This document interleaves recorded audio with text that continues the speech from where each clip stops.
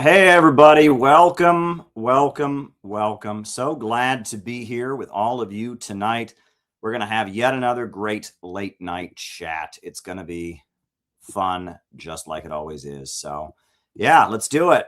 Spoken of the American century.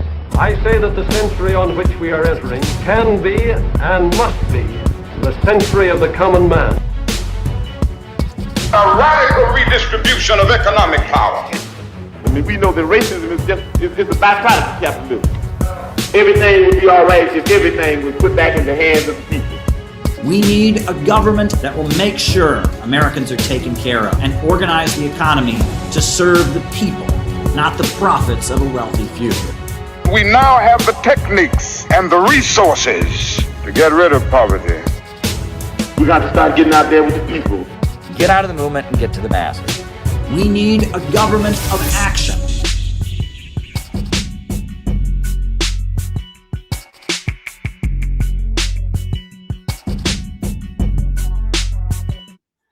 Welcome, everybody. I am so glad to be here with all of you tonight. We're going to do another stream here tonight. Yeah, and it's going to be good. If you're in the YouTube chat, there's a poll. You can vote on 4 of my books about which one you like the most. Who are the Houthis? Where is America going? Imperialism and anti-imperialism, mystical Stalinism. So that's always fun. So take a vote in that poll. I will be curious as to what the results will be. I think after the break, we'll end the poll and see what people have voted. So take a vote in the poll. Obviously, it's not required, and it's free too. You don't have to pay anything to vote in the poll, but I'd just be curious to see what people think.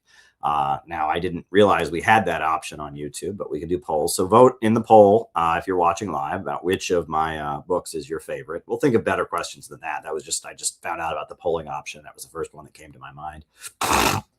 But yeah, all is well. We'll be following our normal format, which is first my opening remarks, then the roll call, and then I answer your questions for the remainder of the show. So if you've got something for me to talk about in the second half of the show, go to buymeacoffee.com/Caleb Maupin. And Penny's already done it. She already sent a question, and a couple other people have, and so they'll be answered. You can send Buy Me a Coffees anytime. It doesn't have to be while I'm live. And you can also do Rumble rants if you're on the Rumble. Super chats, right? We're monetized, so you can do super chats. Super chats are appreciated. So that's the way it goes. Now, the biggest announcement that we have is coming up August 15th is the Center for Political Innovation National Convention in Chicago. That's going to be the big day, and it's going to be important. I actually made a video message to CPI members on Monday, in which I kind of explained why this is going to be different from any other convention or gathering we've done in the past. If you're in the Chicago area or nearby, please register, and come and be there. It's going to be a really great day. The registration link is down below. I'm also dropping it in the chat here, and we will follow up with you if you register and figure out about clearing you to attend. So that should be good. I hope you can be there and join us.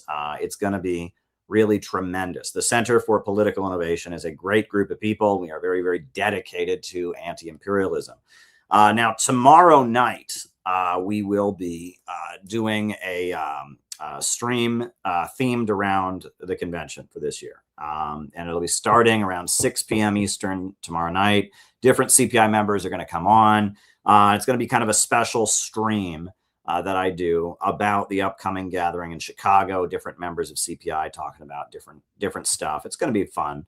And I don't know how much I'll be streaming after that for the next couple of weeks because I have to focus on the convention. There's a lot of logistics that need to be done. I need to work on my presentations and work on getting everything in order and all of that. So, some things may happen. We'll see. But we have had a very, very successful few months here. And I guess I'll talk more about that at another time. But, we've really had some success. I was on the Jimmy Dore show twice this month, right? I was on it twice, and on it with Keaton as the host, on it with Garland as the host. That was really cool. And, we are really coming together as a community. These are not easy times to organize, but we're doing great stuff. And I'm really excited for our upcoming August convention.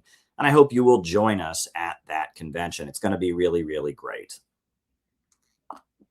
So just another quick reminder, if you do have something to talk to us about in the second half of the show, questions can be sent via buymeacoffee.com/Caleb Maupin. Or you can do Rumble rants if you're watching on the Rumble, or just send us a super chat. Super chats are appreciated. Now, before we get into tonight's slideshow, I'm going to do a slideshow presentation tonight. But before we get into that, I actually came across this just before I streamed. This is a great video. And this is from one of these leftist Arab American comedians. He's from Minneapolis. And he took the right attitude. I was very impressed about the fact that Tucker Carlson is pro-Palestine. This is a great clip. I think this is tremendous, and it's really related to what we're talking about tonight. And maybe you don't know how this is related, but I'll explain. But this is just a clip of a comedian from Minneapolis, an Arab American, explaining how he feels about Tucker Carlson supporting Palestine.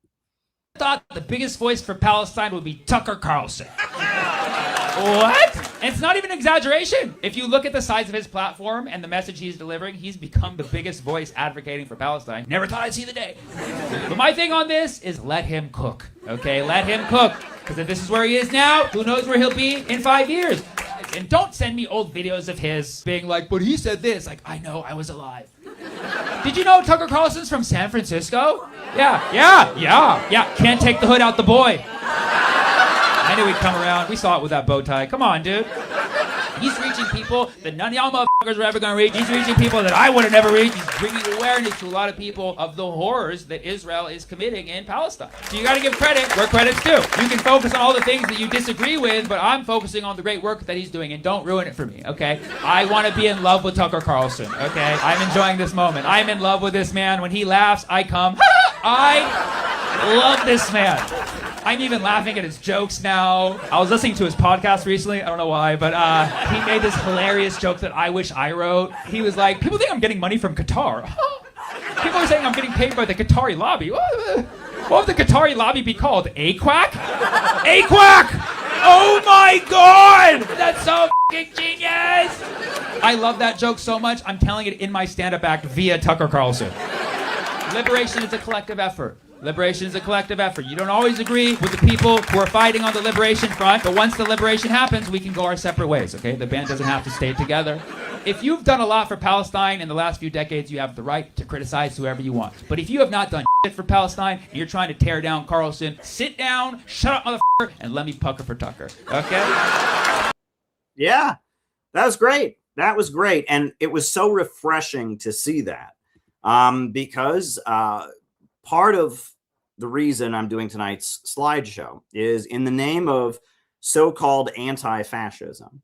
The left has become pro-imperialist and invoking anti-fascism and the idea that all conservatives or all Christians are fascists is a way that the left has been suckered into supporting war and also abandoning the struggle for economic justice. What I'm concerned about is I want a government of action that'll fight for working families, and I want win-win cooperation with countries around the world. I see that the only future America is going to have is with the rising new economy in the East, with Russia, with China, with North Korea, with Iran. There's a whole new economy centered around the BRICS. And I want America to be friends with this economy and to trade with it. And I want us to have a government that breaks the power of the big monopolies that are pushing degrowth and trying to grind our country into a low-wage police state. And I want a government that fights for working families and makes America a stronger economic power, a country that has a better life expectancy and living standard for the people, and enables us to trade with countries around the world and have prosperity for mankind. That's what I want. And, it used to be until about the time Trump got elected, that was what it meant to be a leftist. I was out there. I used to work for Ramsey Clark, the former U.S. Attorney General, and we would protest and say money for jobs and not for war. And we stood with Iran, and we stood with North Korea, and we stood with Cuba, and we stood with Russia in the Ukraine 2014 Euromaidan coup. But when Trump got in, everyone lost their minds. And suddenly, I was not safe. And still to this day, I'm not safe to go to leftist rallies. When I go to leftist pro-Palestine events, I usually get people following me around saying, "You're a Nazi, you're a white supremacist." You know, when we had our little workshop in Minneapolis, there were 15 people outside protesting, "No fascists in our town." Penny, that was the first event she organized in Minneapolis for CPI, and she couldn't believe it. There were 15 of these crazy teenagers outside calling us fascists. It was wild. So anti-fascism and confusion about what fascism actually means has caused the left to lose its mind. So tonight, I thought I would do an educational PowerPoint, and it would be on this very topic. And I'm basically killing two birds with one stone, if you will.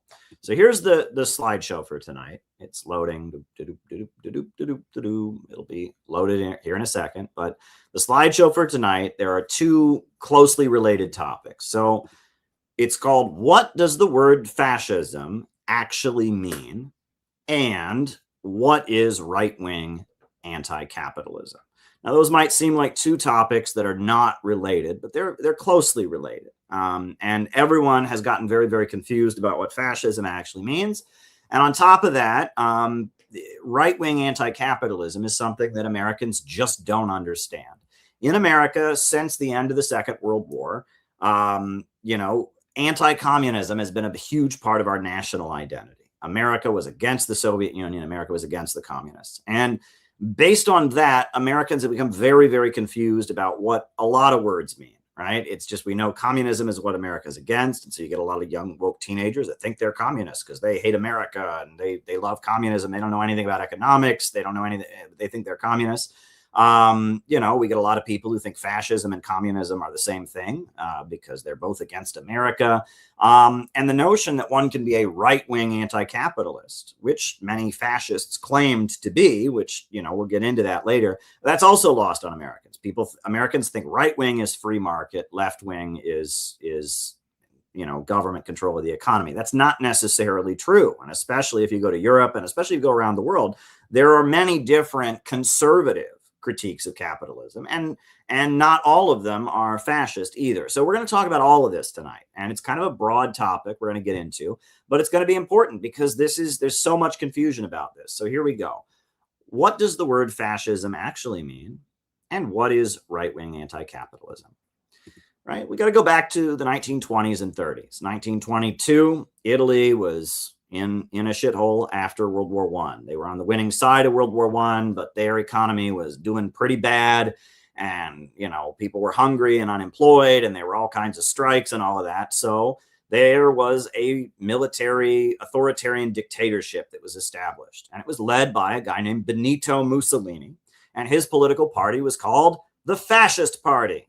And so that's where the word fascism actually comes from. And where did he get the name? Well, it was because he was Italian, and he was very proud of his Italian heritage. He said Italy was a country with proud history and proud tradition, and he was very proud of the Roman Empire. And the fasces was the actual symbol of the Roman Empire. This is the fasces, right? It's an axe with a bundle of rods around it. And that was the symbol of the Roman Empire. And it's interesting, that symbol is on the dime. It is in the halls of the US Congress. It is a symbol of the Roman Empire that goes back thousands of years to the time, the time of Christ's persecution and crucifixion. And before that, right? The Roman Empire, the symbol that they used was the fasces. Here's another graphic. In ancient Rome, the fasces was a bundle of wooden rods bound together with red leather. A single stick is easily broken, but together they are extremely strong, and the fasces stands through strength through unity. But another part of the fasces is the axe blade, which symbolized the power of the magistrate, included capital punishment, literally power of life over death. That when you got the death penalty in ancient Rome, only a Roman magistrate could do it. And he would hold the fasces, the authority of the Roman Empire, in his hand when he sentenced you to death. And that the fasces kind of really points to why Rome was originally a republic. Originally, Rome did not have an emperor. It had a hereditary senate and an elected national assembly. but only landowning men could vote. Among the landowners of Rome, you had patricians and plebeians, and the patricians and the plebeians got to vote on the National Assembly, and some of the people who were the biggest landowners, they had a hereditary seat in a Senate, and Rome was ruled by a bicameral legislature. It was the Roman Republic. And why were they a republic? Because Rome had a mighty military, and their mighty military controlled the world, controlled the known world, and they extracted slaves and tribute from around the world, and they had a mighty military. It was a military city-state, and then in order to raise a big army, they needed all the landowning men to feel like they had some skin in the game.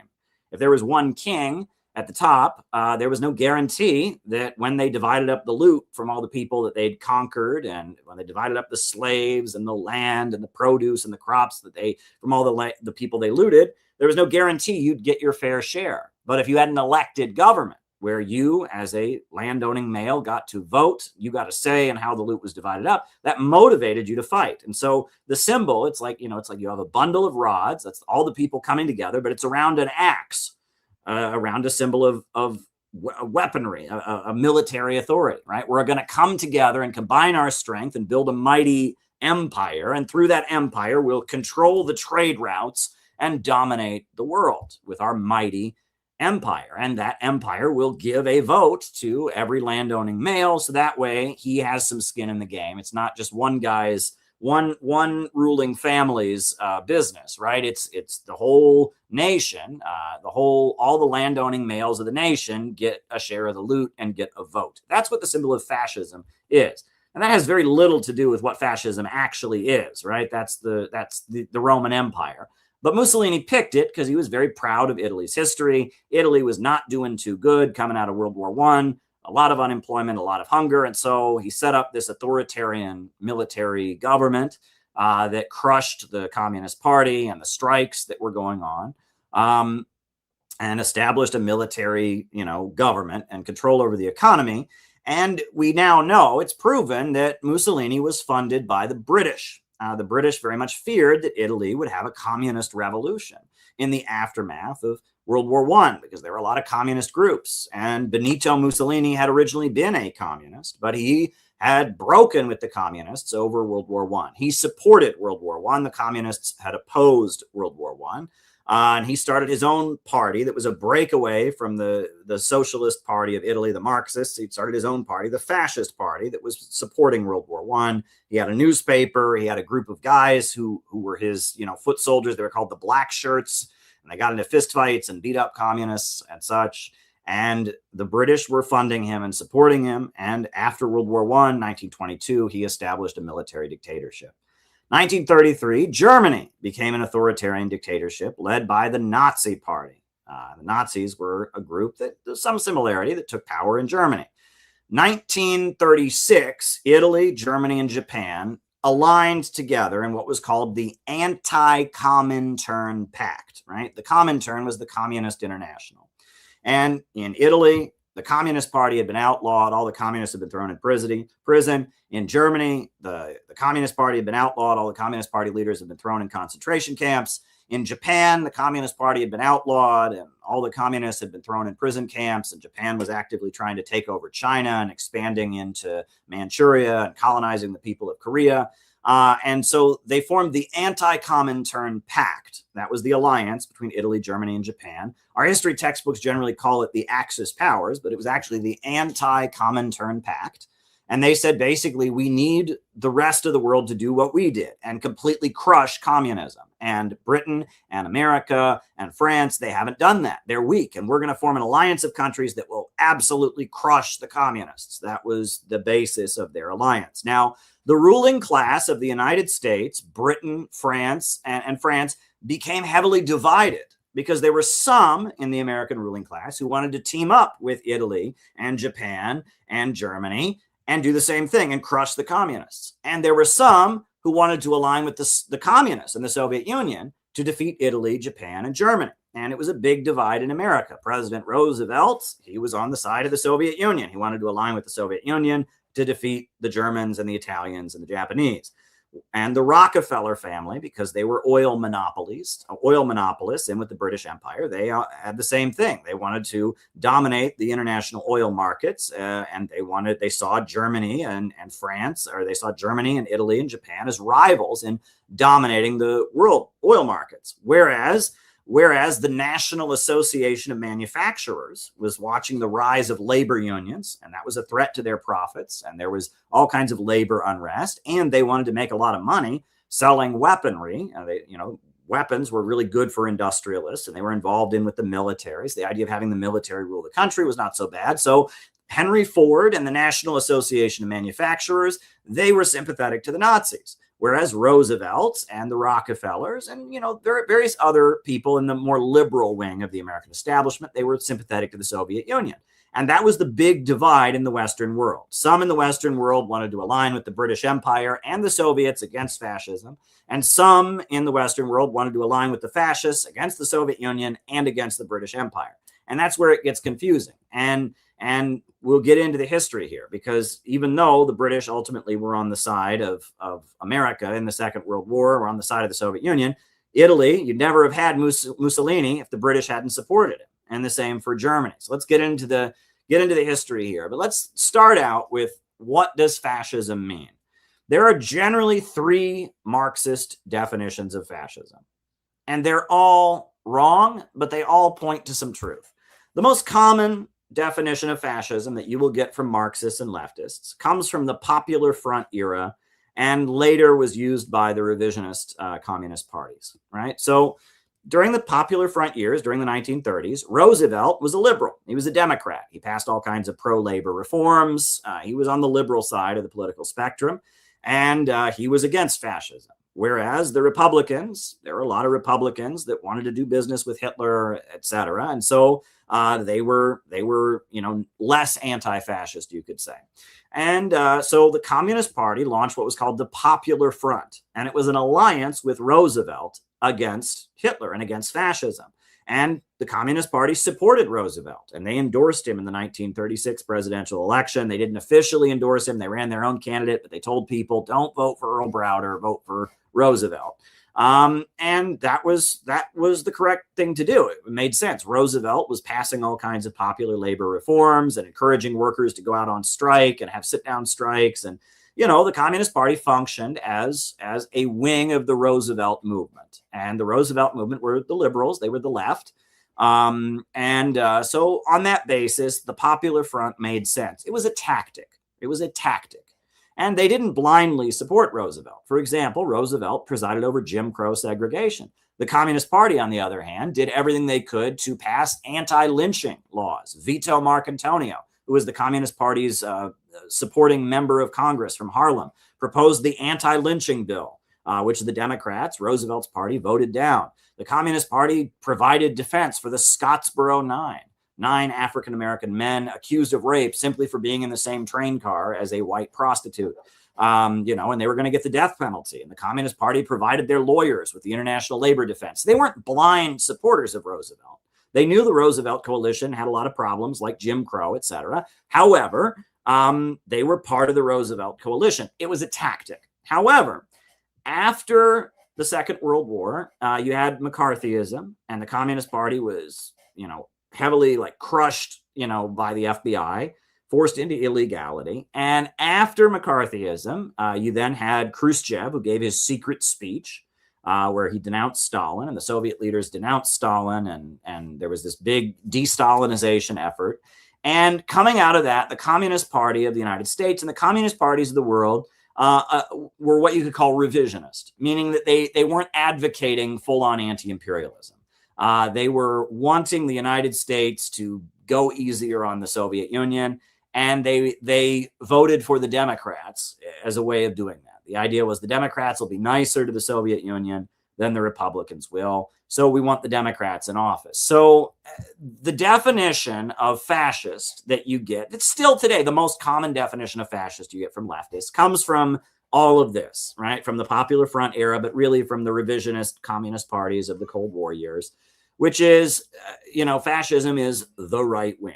If people are conservative and the right wing becomes more authoritarian and stuff, they're fascist, right? And the argument that the Communist Party USA and Democratic Socialists of America and people like that use is they say, well, they would say Reagan is kind of like a fascist. And if Reagan gets reelected, he's going to move us closer toward fascism. So we have to vote for the Democrats. Creeping fascism was their argument, right? And they said this during the Bush years, right? The Revolutionary Communist Party and the world can't wait. It was drive out the Bush regime. Bush is a fascist, right? This argument that conservatives are fascist. If the conservatives are in power, they'll just get more and more authoritarian and more right wing. And next thing you know, we'll wake up and it's Nazi Germany.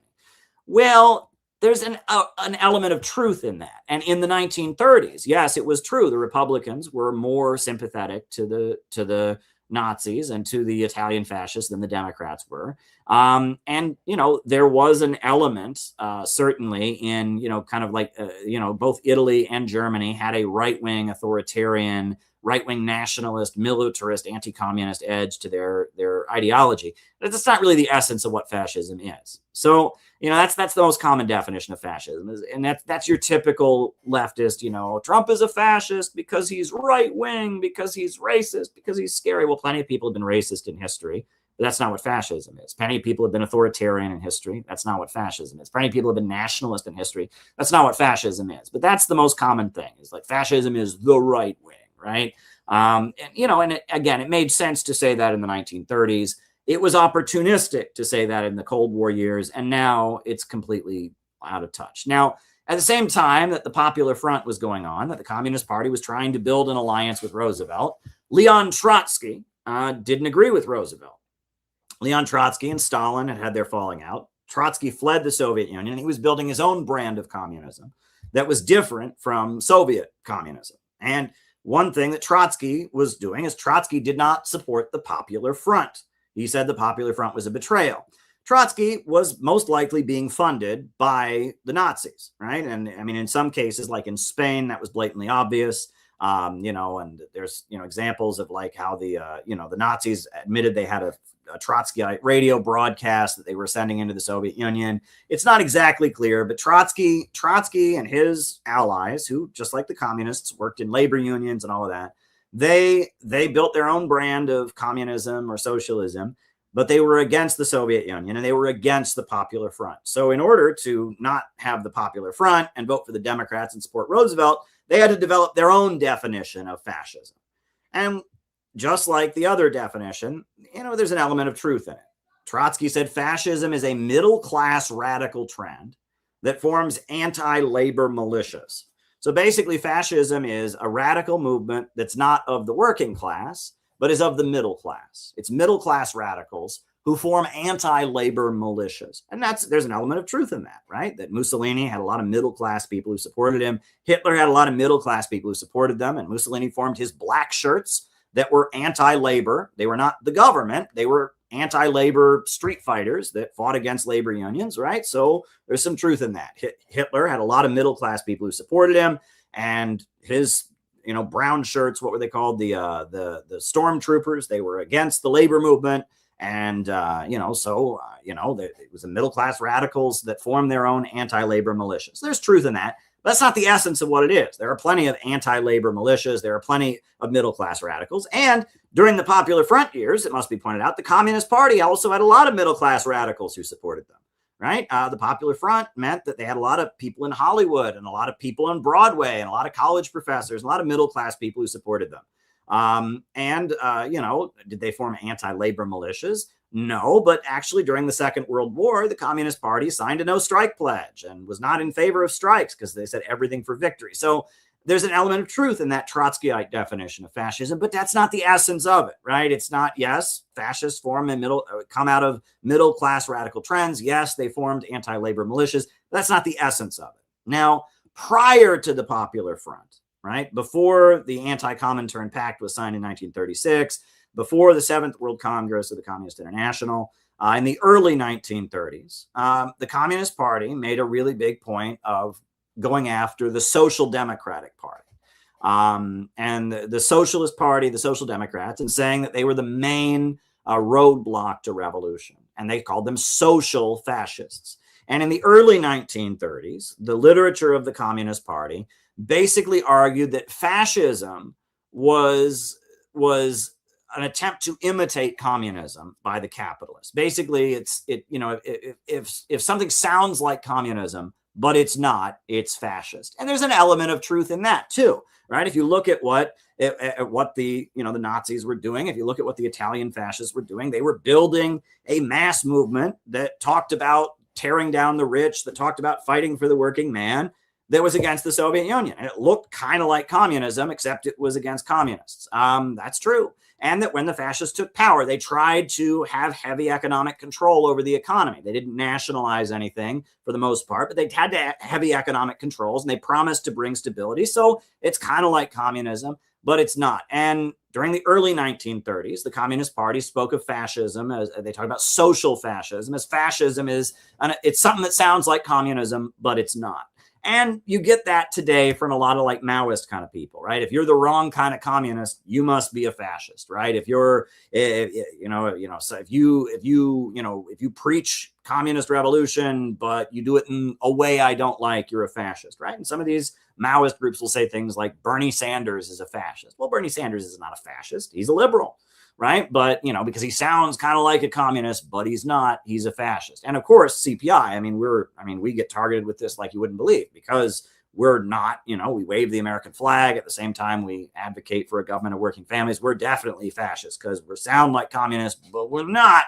So you're fascist. Well, that's not the essence of it. Again, it points to an element of truth. Fascists often do kind of sound like communists, but they definitely aren't. So that's an element of truth. None of these three definitions really get to the essence of what fascism actually is. Fascism is degrowth. Fascism is degrowth. When capitalism is in a long-term economic crisis, the only way out is to destroy the productive forces of society. And fascism is doing that, right?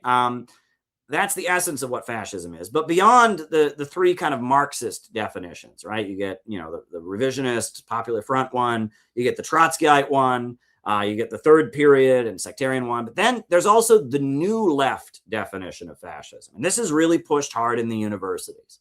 Starting in the 1950s, the CIA funded the Congress for Cultural Freedom.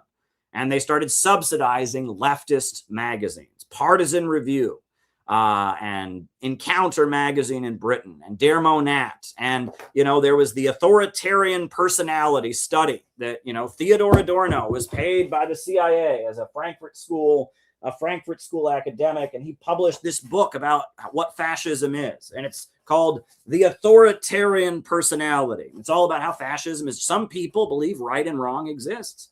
And some people, want to give their lives to join mass movements. And some people are not, a bunch of pessimistic, cynical academics like he is. Some people, have what he calls an authoritarian personality. And they might become Roman Catholic, and they might become a communist, and they might become a fascist, or they might become a social democrat or whatever. But the authoritarian personality, authoritarianism, populism, fascism is an aesthetic. And this is what the CIA funded like crazy. Susan Sontag, she wrote an essay called Fascinating Fascism for the New York Times Review of Books. And she said that fascism, I guess there was this former Nazi filmmaker, what was her name? The former Nazi filmmaker who had made some Nazi films. And after World War II, she did a photo display of different African tribes. She went to Africa and found some kind of indigenous African tribes and did a photo display of them. And according to Susan Sontag, this Leni Riefenstahl's photo display was fascist. And why was it fascist? Well, it glorified strength, and it had a dramaturgy of leader and chorus. And, the people were working together to achieve a goal. Oh my God. And, and all of that was fascist, right? Physical fitness and people working together to achieve a goal, and optimism and hope. It's all fascist, right? And eventually Susan Sontag said, communism is nothing but the most effective form of fascism with a human face.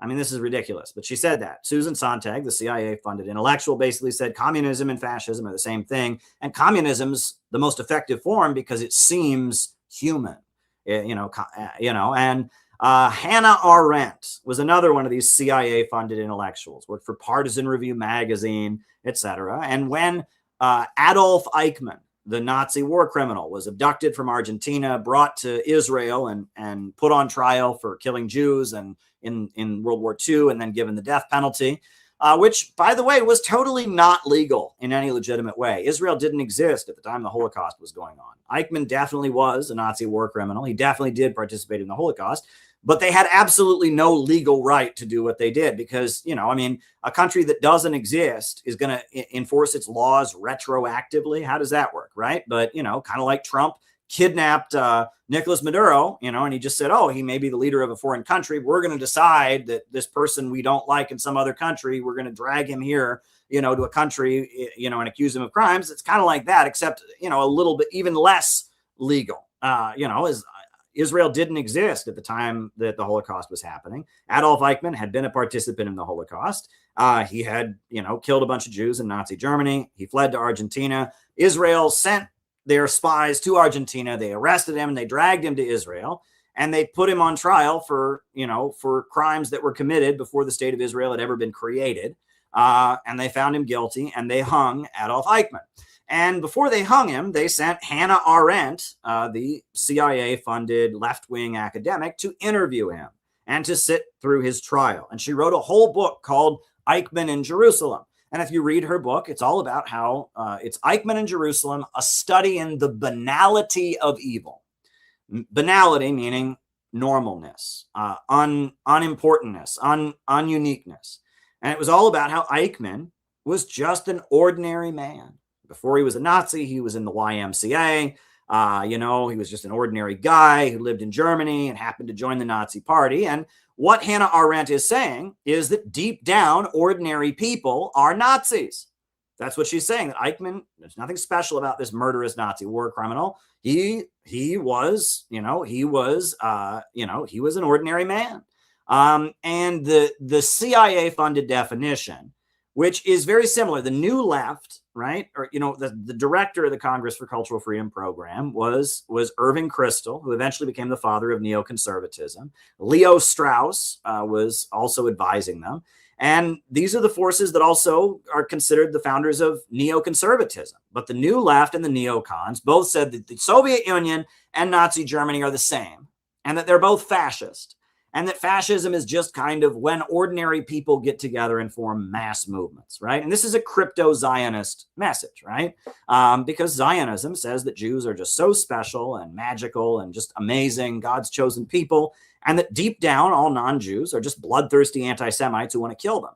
And so you have to create this magical special state of Israel to keep them away from the bloodthirsty Gentiles, right? That's what Zionists believe. That's like central to Zionism. Well, the CIA-funded definition is crypto-Zionism. They're not straight up saying it, but, Hannah Arendt, Eichmann in Jerusalem, or her book on totalitarianism, where she says anti-Semitism is an essential part of totalitarianism. Nazi Germany and the Soviet Union are the same.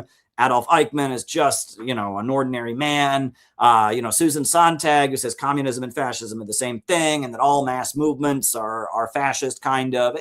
This is Zionism, right? And it just so happens that, most of the people promoting it happen to be Zionists. Hannah Arendt was a bit critical of Zionism, wrote a very good book about Zionist-Nazi collaboration, to her credit. But Susan Sontag was a Zionist. Irving Kristol was a Zionist. Leo Strauss was a Zionist, and this new left definition of fascism, it's really popular. And this is what ContraPoints puts out. This is what all the breadtube people put out. Fascism is an aesthetic. Fascism is populism. And that, there's the Umberto Eco checklist of, do they glorify the past? Do they there's this definition of fascism is pure malarkey. And it's brought to you by the CIA. It comes from the Congress for Cultural Freedom, and it is the basis of neoconservatism, right? The neocons are a group of thinkers, former Trotskyites who eventually became conservatives, and their view is that that fascism and communism, the Soviet Union and Nazi Germany, are the same. That America is the antithesis of both of those systems. That America is great because the intellectuals are not threatened by the masses. That the Nazism and communism are both expressions of out of control democracy, when average people just get so out of control. But in America, we restrain and control the average people, so the smart philosopher kings in the Platonic sense can rule, and that's what we need to spread all over the world. And these dangerous regimes like the Soviet Union or Russia or China or Iran, that's when ordinary people get out of control and start asserting their will, and that's what's got to be opposed. That's neoconservatism. And the neocons and the new left both share the same definition of fascism. And it's this same definition where fascism is just mass movements. Mass movements, mass popular movements are fascist. This is also wrong, right? The actual definition of fascism is rooted in economics. If you read what Marx actually wrote, right? And it infuriates me, but very few people know what Marx actually wrote about economics, right? You listen to Richard Wolff. Richard Wolff, he says that, that fascism, he says that what Marx wrote was that there's the workers who sell their labor power, and there's the capitalists, and it's unfair between the workers and the capitalists. It's not fair. Well, Marx did write that, but he wrote a lot more than that, right? And, if you watch your typical BreadTube podcast, your typical Marxist on YouTube tells you some people own the factory, some people work in the factory, some people have way more money than other people, income inequality. We need to get rid of the income inequality. It's unfair. Well, that's not what Marx wrote about. Marx wrote that capitalism has a problem that no other system has ever had, a problem called overproduction, poverty created by abundance, glut, right? If you go to Springfield, Missouri in America, there's a cave. In that cave, you will find millions and millions of dollars worth of cheese.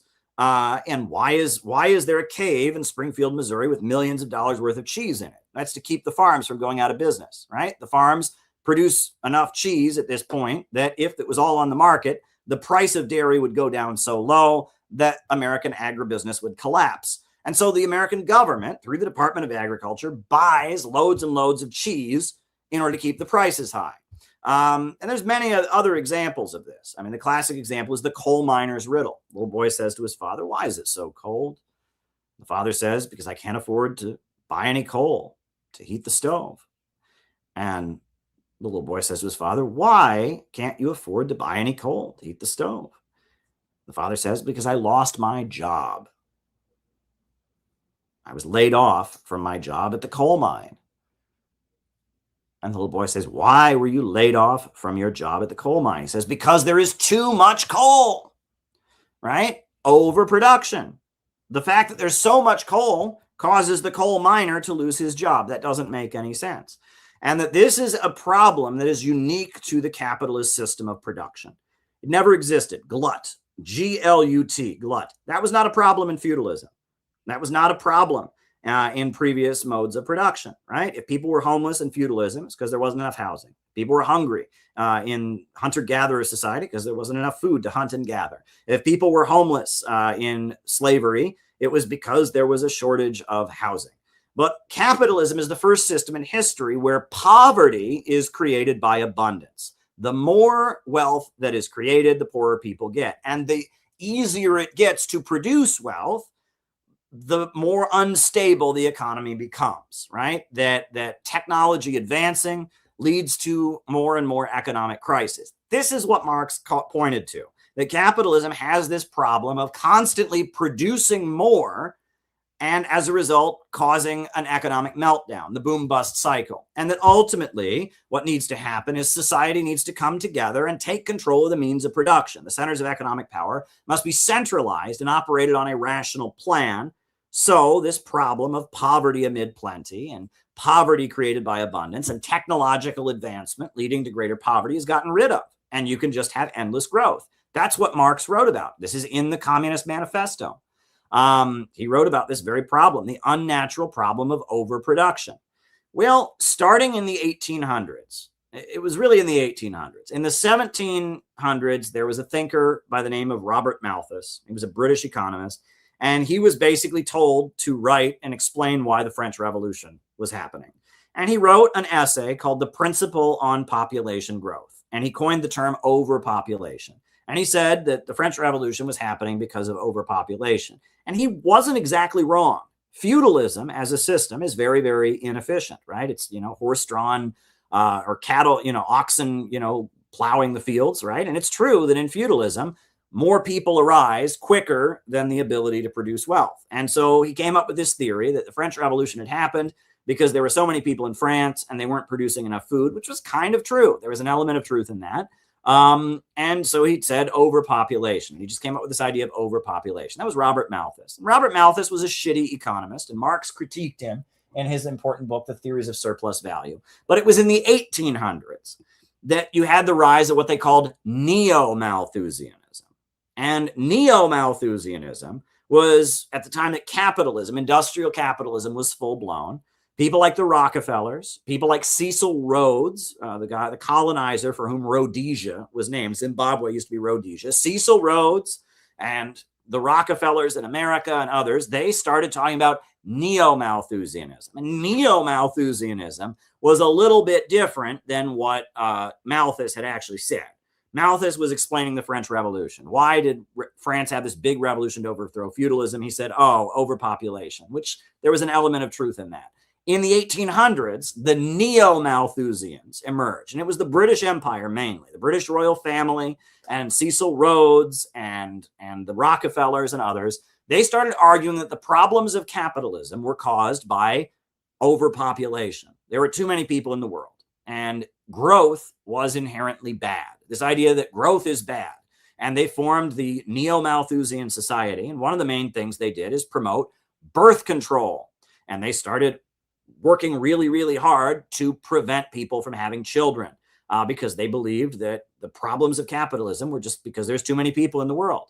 And they started promoting birth control. The Ku Klux Klan in America was started by U.S. President Woodrow Wilson, the second incarnation of it, not the one after the Civil War, but the biggest one in American history was in the 1920s. It was started by Woodrow Wilson. Woodrow Wilson was a Malthusian, and he taught at Yale University, and he was one of these groups, and he wanted to make sure that people didn't have children. And the Ku Klux Klan hated Catholics because Catholics didn't believe in birth control. And the Ku Klux Klan, despite the fact that they were conservative, despite the fact that they were, promoting like they were, Protestant Christian fanatics, they believed in birth control. And the Birth Control League was started. It's now called Planned Parenthood, but it was the Birth Control League. And they found a former communist named Margaret Sanger to be the director of it. And Margaret Sanger wrote a whole book explaining why she no longer believed in Marxism. She believed in Neo-Malthusianism, and she was a member of the Neo-Malthusian Society, and the Rockefellers funded her. And Lothrop Stoddard, a Ku Klux Klan member, was on the national board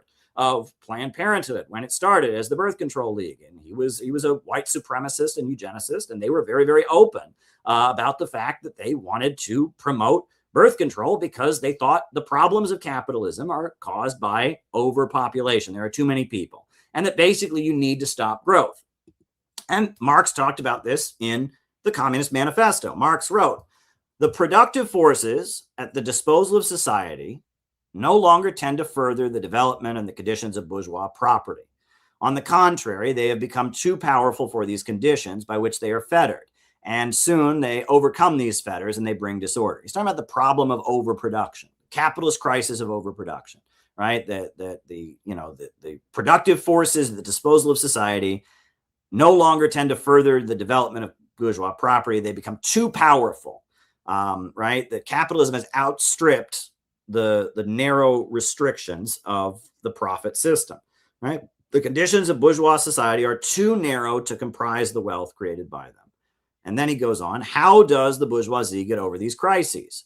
On the one hand, by enforced destruction of the mass of productive forces. Degrowth. On the other, by the conquest of new markets, war, and by by more thorough exploitation of the old ones, meaning paying everyone way, way less.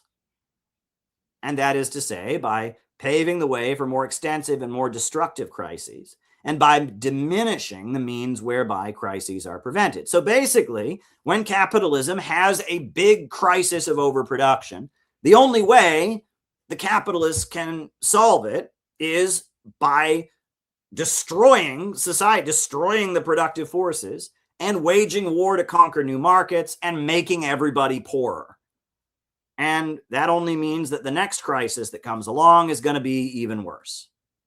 That's what Marx explained. That's what fascism is. Fascism is when you have a long-term economic crisis, you need to destroy the productive forces, you need to make everybody poorer, and you need to get ready to have a huge war to conquer new markets. That's what fascism is. Fascism is a natural economic outgrowth of capitalism in decay. It is degrowth. And Rosa Luxemburg, when World War I broke out, she said, this world war is a regression into barbarism. The triumph of imperialism leads to the annihilation of civilization. At first, this happens sporadically for the duration of a modern war, but when the period of unlimited wars begins, it progresses towards its inevitable consequences. The triumph of imperialism and the collapse of all civilization, as in ancient Rome. Depopulation, desolation, degeneration, a great cemetery. And that basically World War I was a horrendous, destructive war. It was rooted in these problems of capitalism. And it was going to become, it's going to get to the point that war has to just be a constant reality to keep the economy going. That's what fascism is. Fascism is capitalism trying to reboot itself with destruction, enforced destruction of the mass of productive forces, the conquest of new markets, and thorough exploitation, making everybody poorer to stabilize the economy. And it becomes more and more necessary as technology advances, and it's to deal with the built-in problems of capitalism. That's what fascism is. Fascism is economic. And we'll talk about how this played out in Nazi Germany. How did the Nazis come to power? Well, in 1919, at the end of World War I, there was a failed revolution, right? This woman I just showed you, Rosa Luxemburg, she led an attempt to have a communist revolution in Germany, and they failed, and she was killed. And Bavaria, a big chunk of Germany, established the Bavarian Soviet Republic, or Red Bavaria, but it was put down. There was a civil war and it was crushed. And out of the failed revolution at the end of World War I, and out of the crushing of Red Bavaria and all that, you got what was called the Weimar Republic. And from the early 1920s up until the rise of Hitler in 1933, Germany had the Weimar Republic. They had the Weimar Constitution, the Weimar Republic, and it was a disaster. Mass unemployment and mass inflation and a lot of political instability. There were two major leftist parties at the time. The Social Democrats were the biggest political party in Germany. They were the party that had killed Rosa Luxemburg, and they were the party of industrial unionists. People that worked in factories that still had jobs. Keep in mind they had mass unemployment, but those who were lucky enough to have jobs, they were in a union, and that union was the Social Democrats. And the Social Democrats were very anti-communist, and they said that that communism is the greatest threat, and the Soviet Union was an evil dictatorship. They were completely anti-communist, but they wanted to gradually move Germany toward, like, quote unquote, democratic socialism through reforms. And then you had the Communist Party, which was the party that was aligned with the Soviet Union, funded by the Soviet Union. And Germany had the biggest communist party outside of the Soviet Union, the biggest communist party in the world.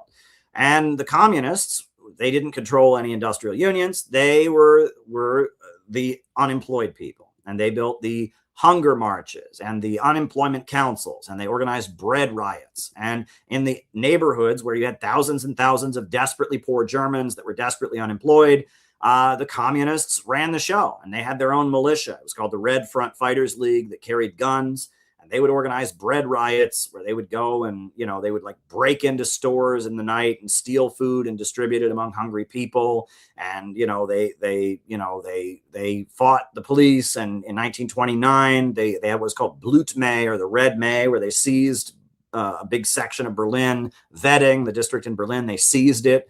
And controlled it for like 2 weeks. And there was like an armed battle with the German government. And, the communists were the party of the desperately poor unemployed, and they had a militia and their own armed group. Now, at the time in Germany, there was a minority faction of the German communists that was called the National Bolsheviks.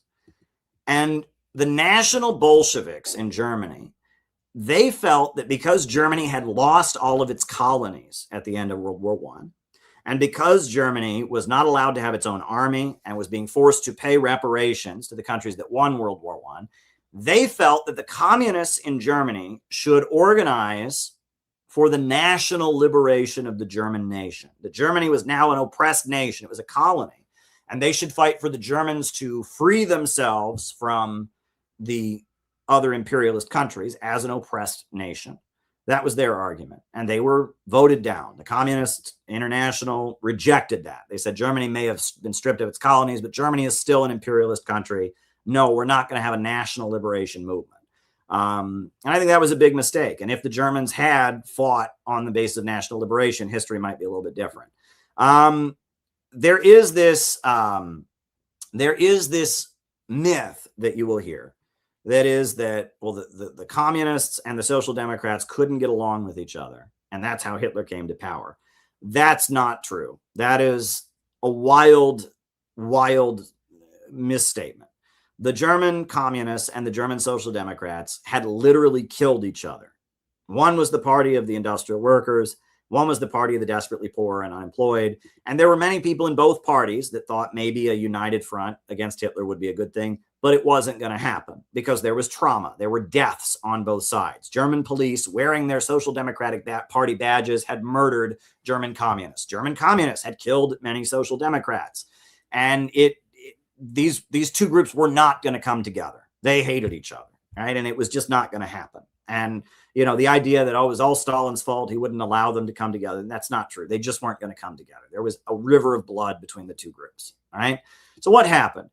Well, as the 1920s went on, the German communists were leading uprisings. There was a lot of unrest. So the British funded various counter gangs to oppose the communists in Germany because they feared that if Russia and Germany came together, they would lose control of the European mainland. That has always been the greatest fear of the British from a geostrategic perspective. The idea of Germany and Russia together, if they come together, the British Empire loses control of the European mainland, right? Russia and Germany together, that would completely change the ballgame. And that's why they blew up the Nord Stream pipeline, right? The Nord Stream pipeline was Russia selling natural gas to Germany. And the first thing the United States did when the Ukraine special military operation happened is they blew up the Nord Stream pipeline. There's always been a huge fear on the part of the British Empire, of the American imperialists, that someday the Russians and the Germans might come together. And so the British were very afraid, with Germany having all these problems after World War I, all this instability. They were very afraid the communists would take over Germany. Germany would align with the Soviet Union and they'd be fucked. So they funded various right-wing street fighting groups to fight communists. There were many of them. One was called the Black Front. It was led by Gregor Strasser. And there was another group that was led by somebody else. The Nazi Party was one of these street fighting groups that opposed the communists. And they had their own street fighting group. It was called the Stormtroopers. And they went around fighting communists. And the Nazis were just one of these anti-communist groups.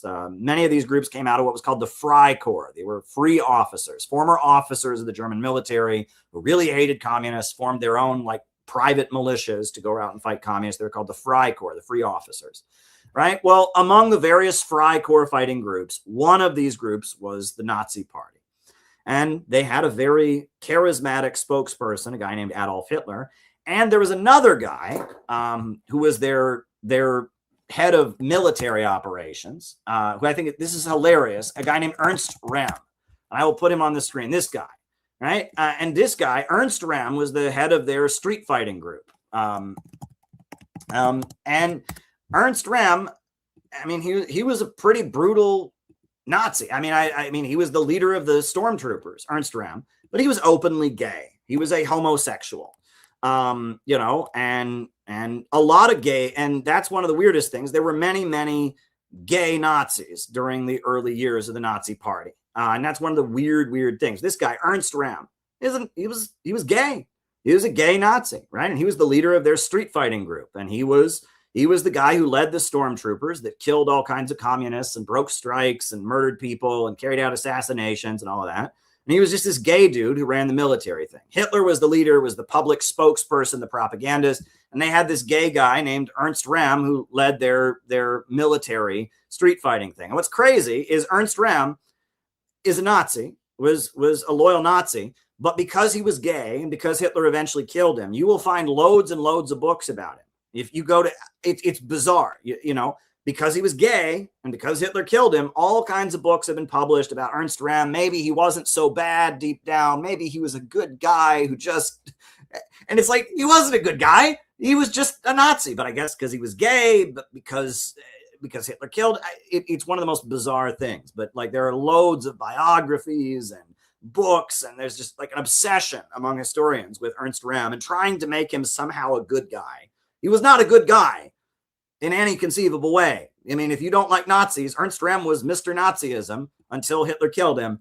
But that's the way these things go. So, so the Nazis were just a street fighting group, and they recruited a lot of gay people, a lot of homosexuals, because Berlin was the center of the gay movement back then. There was no gay rights movement in the world at that point, but Sigmund Freud, right, was from Austria, and Berlin was kind of the center. It was kind of the gay capital of the world, right? And this is something that, again, doesn't fit the narrative. The Nazis are right wing. Why in the beginning were they so common among gay people? What was going on there? Well, in Berlin, you had the psychoanalytic institutes, and you had all kinds of interest in homosexuality. And the communists generally considered homosexuality to be a mental illness caused by capitalism. They called it bourgeois decadence, etc. But Berlin, because it was a cultural hub, in the 1920s, Berlin was it was a cultural hub. They were making some of the best films ever made. Like, for example, German Expressionism. There's a film called The Cabinet of Dr. Caligari. It's about hypnotism. It's great 1920s kind of, thriller film. There was a film called Metropolis, which is a science fiction film about a futuristic world, the workers rising up against the capitalists. It's a very powerful sci-fi movie about a robot, all kinds of stuff. Germany was making some of the best films.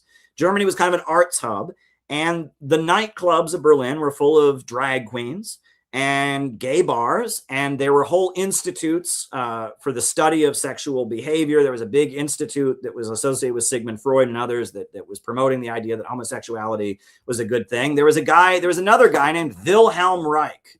Now, this is very interesting. Wilhelm Reich, right? Wilhelm Reich was this guy who was a member of the Communist Party in Germany, but he was also a Freudian psychoanalyst. And he started his own group, and it was a big political group in 1920s Germany. It was called Sexpol. And Sexpol went door to door selling condoms in Germany. And they were most likely funded by the Birth Control League and by the Rockefellers, but they were a member. It was officially affiliated with the Communist Party. It stood for sex politics. It was called Sexpol. And I'll put a picture of Wilhelm Reich on here. But Wilhelm Reich and his followers is kind of a pyramid scheme. They went door to door selling condoms, and door to door selling condoms and books about how to have sex and stuff like that. And they were a big part of politics in pre-World War I, pre-Nazi Germany. Wilhelm Reich and the Sexpol organization.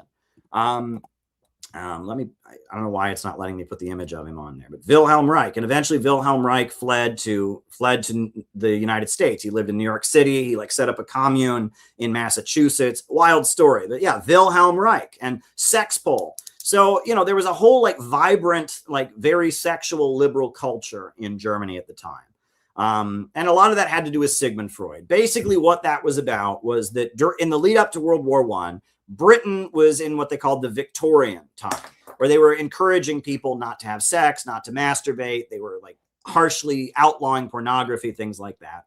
So the German imperialists wanted to show that they were not like the British. And so Sigmund Freud, who was a psychoanalyst in Austria, was widely promoted by the Austrian and German imperialists. And they promoted nudist colonies, and they promoted free love, and they built institutes. And it was part of German imperialism was saying we're the more liberal, modern, culture that is not repressing people's sexuality, whereas the British Empire is all puritanical and conservative. And that was part of that. And so after World War I, Berlin was kind of a hub, and you had Wilhelm Reich, and you had the Institute for the Study of Sexuality, and there was a big homosexual culture. The Soviet Union officially declared that homosexuality was bourgeois decadence. They wanted it legalized. They believed it should be legal. And the Communist Party of Germany wanted homosexuality to be legalized. They didn't think it should be illegal. They didn't think anyone should be put in jail for being gay. But at the same time, they maintained it was mental illness, whereas the Nazi Party did not. The Nazi Party in its early years, before they came to power, they were very pro-gay, and they argued that because ancient Greece had been this mighty civilization of gay warrior men or whatever, they thought that homosexuality was a good thing. It was strong and masculine. They thought women were weak, and they wanted to promote male culture. And so, the Nazis were pretty big among the gay circles in Berlin, and they recruited a lot of people, and they had this anti-communist street fighting group. Well, as Germany got more and more unstable, Adolf Hitler was approached by Hjalmar Schacht. Right? And Hjalmar Schacht was an economist, right? And Hjalmar Schacht was a German banker. And he basically said, look, it's going to be the communists or it's going to be the Nazis. We need to have the Nazis come to power. And Hjalmar Schacht started taking Hitler around to other wealthy people in Germany and saying, we need this guy to run the government. And Hjalmar Schacht started recruiting the German industrialists to support Hitler. And ultimately, there was an election. The Nazis never got a majority, but they got a plurality. And Hitler was appointed chancellor. And eventually, after Hjalmar Schacht convinced all the rich people in Germany to support Hitler, Hitler was able to take power. So what did the Nazis do, economically speaking? Well, this is what they did.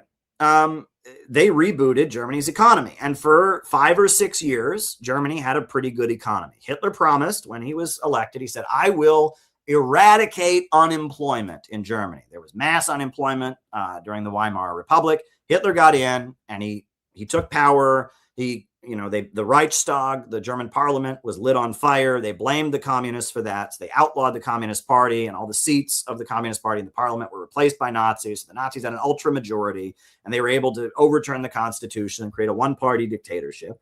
And Hitler said, I am going to eradicate unemployment in Germany. How did he do that? Well, the first thing he did is he restarted military spending. Germany had not been allowed to have its own army after World War I. When Hitler was in power, they pulled out of the Versailles Treaty and they started spending money like crazy on bombs and tanks and weapons. They started rebuilding the army and recruiting people to join the army. Second, they had a concentration camp system.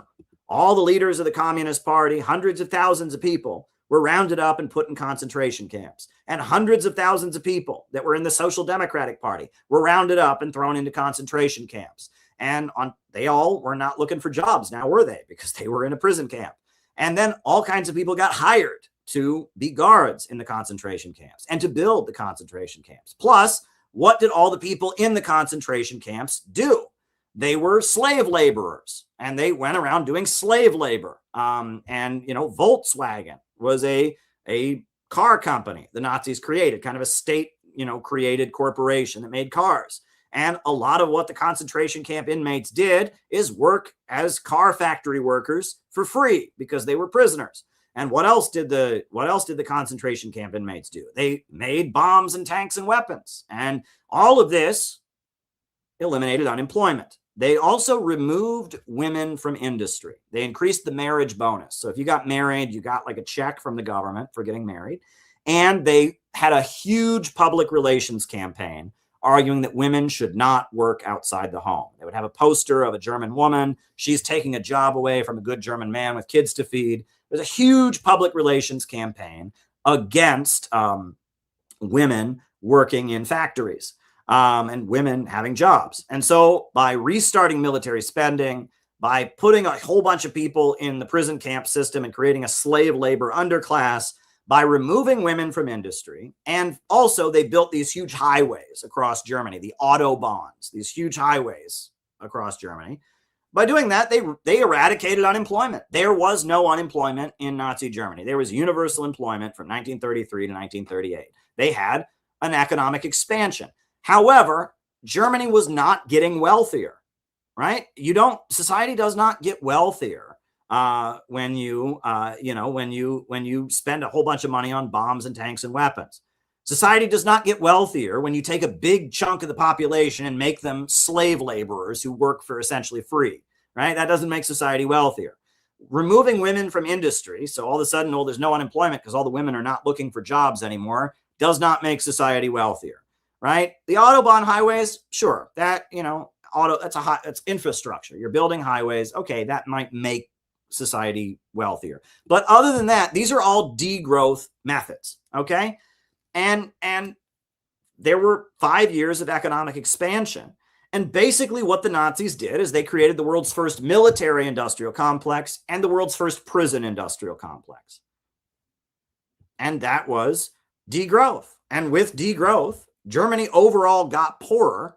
The economy and the ability to produce wealth, the productive capacity of society went down, right? The country overall got poorer, but they moved some stuff around, military spending, mass incarceration, and they got rid of unemployment and they stabilized the economy. And there had been people had been literally starving in the 1930s. And in the early 1930s, in the late 1930s, they were living pretty well. Everyone had a job. And so a lot of people were very, very loyal to the Nazis because of that. They had been starving and poor. Suddenly they had good paying jobs. They felt like the Nazis were good people. And that's how they were able to stay in power, is that people who had been in very, very desperately poor conditions, suddenly they were in very, very good conditions. And that's why people were willing to tolerate, not being able to say what they believed, or else they could be dragged off to concentration camps. It was an authoritarian state with a slave labor underclass, with militarism. There was no free speech, nothing like that. But people's lives went from, very, very bad to suddenly pretty decent. They had good paying jobs. And that's why people were loyal to it. But they didn't actually make Germany wealthier. They just used degrowth methods to stabilize the economy. And that's what fascism is, right? Back to the quote from Marx. How do they get over these crises? Enforced destruction of the massive productive forces, conquest of new markets, thorough exploitation of the old ones, right? So you create a slave labor underclass where people are getting paid to do nothing. You destroy big sections of the economy, right? And eventually what did the Nazis have to do? They had to start conquering different places. Now, Lothrop Stoddard, I mentioned him, right? He was on the board of Planned Parenthood in America. He was a member of the Ku Klux Klan. He was a white supremacist and he was a eugenicist. And the Nazis really liked him. So as World War II was starting, the Nazis arranged for Lothrop Stoddard to go to Nazi Germany. And he went there and he did a study of Nazi Germany, which is actually very good. It's one of the most honest investigations into the Nazi economy and how it worked. And he was a sympathizer. He was a white supremacist and a eugenicist. And he basically went there and was like, what kind of society is Nazi Germany? And he wrote a book called Into the Darkness, Nazi Germany Today, which is all about what Nazi Germany was like right as World War I was starting. It's a very interesting portrait of fascism. And in it, this is what he said. How did the Nazis actually finance their ambitious projects without currency nor price inflation? They did it in a number of ways. Fluid capital was regimented and either invested according to orders or diverted into government loans. Profits were skimmed off by basic taxation. Above all, consumption was kept down and living standards were lowered by what was called a process of reverse inflation. The upshot has been the German people have financed astounding expenditures by literally taking it out of their own hides. So basically, they used the government to make everybody poorer, and as a result, they got rid of inflation. And they took it out of their own hides. And that's basically what they did. They made everybody poorer in order to stabilize the economy. And there's a lot of people who don't believe this every time I bring this up and insist, well, Caleb, no, I know Hitler made Germany strong. And no, he didn't. Germany was already a very, very wealthy country, but its economy was in the shithole. And so he used heavy-handed state control to kind of force everyone to be poorer and make society poorer. And in the process, make sure you had full employment, make sure a lot of people had good paying jobs, stabilize things. And that, in my writing, I talk about this a lot. In my book, Where is America Going? Marxism, MAGA, and the Coming Revolution, I go into great detail about this, right? And that this is a really important thing to understand. Hitler did not make Germany wealthier. He stabilized their economy for 4 or 5 years by essentially making the country poorer. And I get into that in here. And that's what's so relevant in our times. Another good book that goes into great detail about this is called Dialectical Economics by Lyndon LaRouche. There's another good book on this topic, which is called Fascism and Social Revolution by R. Palm Dutt. But yeah, that fascism is degrowth. It is capitalism stabilizing itself in an economic crisis by driving down living standards. Okay. So, you know, the three books I recommend, I mean, obviously the most important book on this is the one I wrote, Where is America Going? Marxism, MAGA, and the Coming Revolution. You know, my own work I would recommend the most. I've got like smaller pamphlet versions of sections of that book.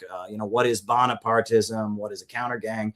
But on top of that, there are three books that if you want to understand what fascism actually is, not fascism is right wing, not fascism is ordinary people and populism. If you want to actually understand fascism with a scientific and economic definition, the three books you need to read are, you know, Fascism and Social Revolution by R. Palm Dutt, widely available online, Dialectical Economics by Lynn Marcus, which is harder to get, but it's very, very good. And the other book I would recommend is The Psychology of Reaction by Reuben Osborne, which is also widely available online. And that gets into like the psychology of the Nazi movement, what they're appealing to, but it also just talks a lot about degrowth and economics. So if you want to understand what fascism actually is, those are the three books I would recommend. The most important thing to understand is that there is no fascist ideology. Okay. And this is, you cannot find the essence of what fascism is in terms of ideology. Is fascism nationalist? Sure, but there have been many nationalist movements before. Is fascism racist? Sometimes, but there have been many racists in history that are not fascist, right? You cannot find the essence of fascism in ideology, right? Fascism is a mass movement created in order to enact degrowth economics and stabilize capitalism. The ideology is thrown together based on whatever will work to achieve this aim. They will use whatever in order to convince people to do this. It's when capitalism is in crisis, they build a mass movement to justify heavy-handed degrowth, impoverishment, and war in order to do what they need to do. And they will make up all kinds of crazy shit to get people to do it, right? Fascism draws from many wells, not just the right wing. Italian fascism had elements of socialism. Mussolini had been a Marxist prior to being a fascist. It had elements of anarcho-syndicalism, Italian nationalism, Plato, and Italian futurism. There was a whole school of science fiction artists that were really a big part of fascism, right? Nazism drew heavily from German nationalism and conservatism, but also from socialism and environmentalism. The Nazis were huge environmentalists. We got to protect our German nature, our German forests. They were huge environmentalists, right?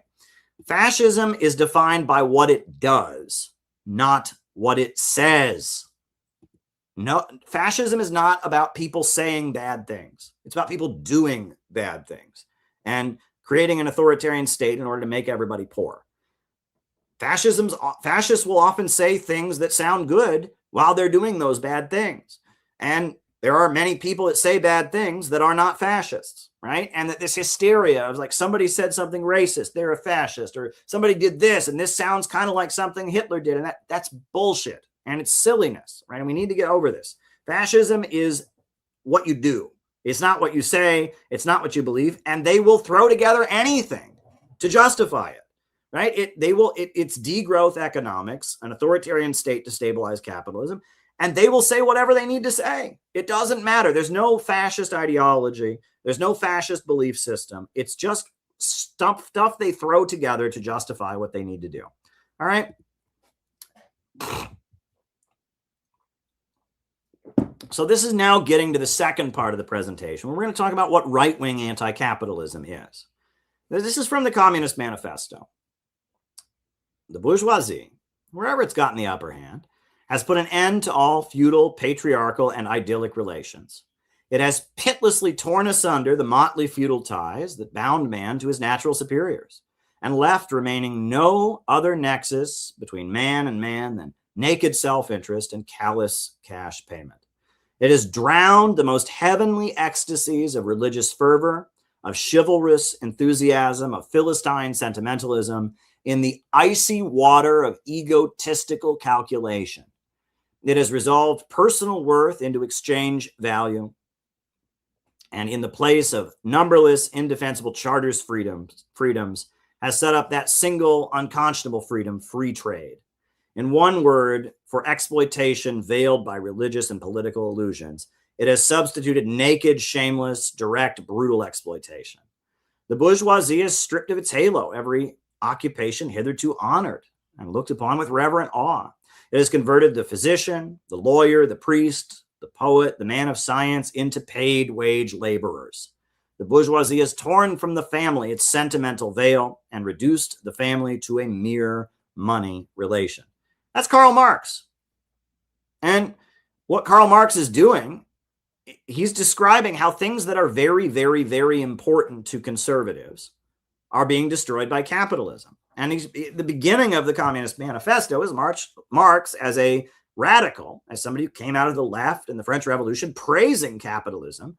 He says it played a very most revolutionary role. And look, all these natural superiors and authoritarian hierarchies that existed in feudalism, stripped away.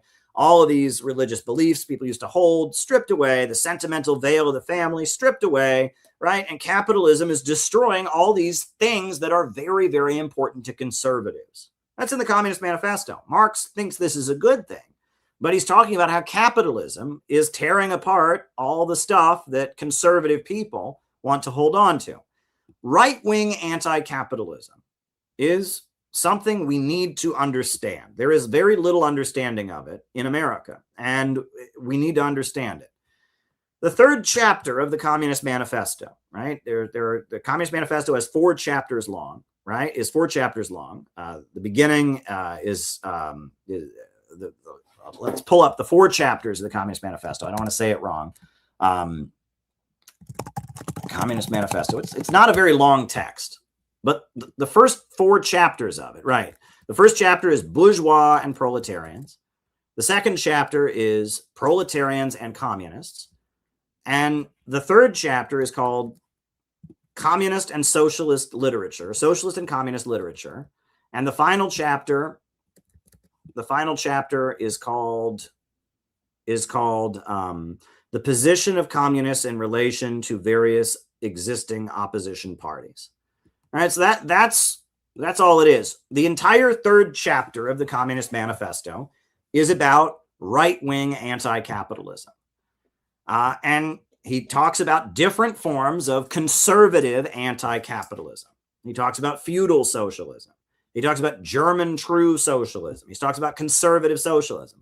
All over Europe at the time, there were many people that were against capitalism because they wanted to preserve religion, the traditional family, people's loyalty to the community, etc. There were all kinds of people that were against capitalism, not because they wanted to be part of the French Revolution and the revolutionary movement, but because they wanted to preserve tradition. And Marx spent a huge amount of time talking about these people because they were a really big trend of conservative anti-capitalists. Friedrich Engels wrote a very important book called Anti-Düring. And Anti-Düring was directed, it was a polemic against Eugen Düring. And Eugen Düring was a German professor who was very popular at the time, who was a socialist, and he opposed capitalism based on the teachings of Friedrich List, the German economist, calling for a harmony of interests. And the book Anti-Düring by Friedrich Engels was eventually turned into a pamphlet called Socialism, Utopian and Scientific, which is it's considered one of the most important Marxist texts. It's a very short pamphlet that Friedrich Engels wrote. And that Düring said that he didn't want to struggle between the worker and the capitalist. He wanted the people to come together and build socialism in the interest of the nation, right? And that was Düring, right? And that Marx differentiated himself from the various conservative right-wing anti-capitalists of the time because his belief was that socialism would come into the world on the basis of the labor movement, that the worker, the factory worker, and the factory owner, it was an unequal relationship between them, and that the labor unions were being formed, workers were going out on strike, and that was the basis on which you would have a socialist revolution. It would be the worker and his struggle against the employer. And it would be that conflict, that rebellion of the worker against the employer that would create a socialist society.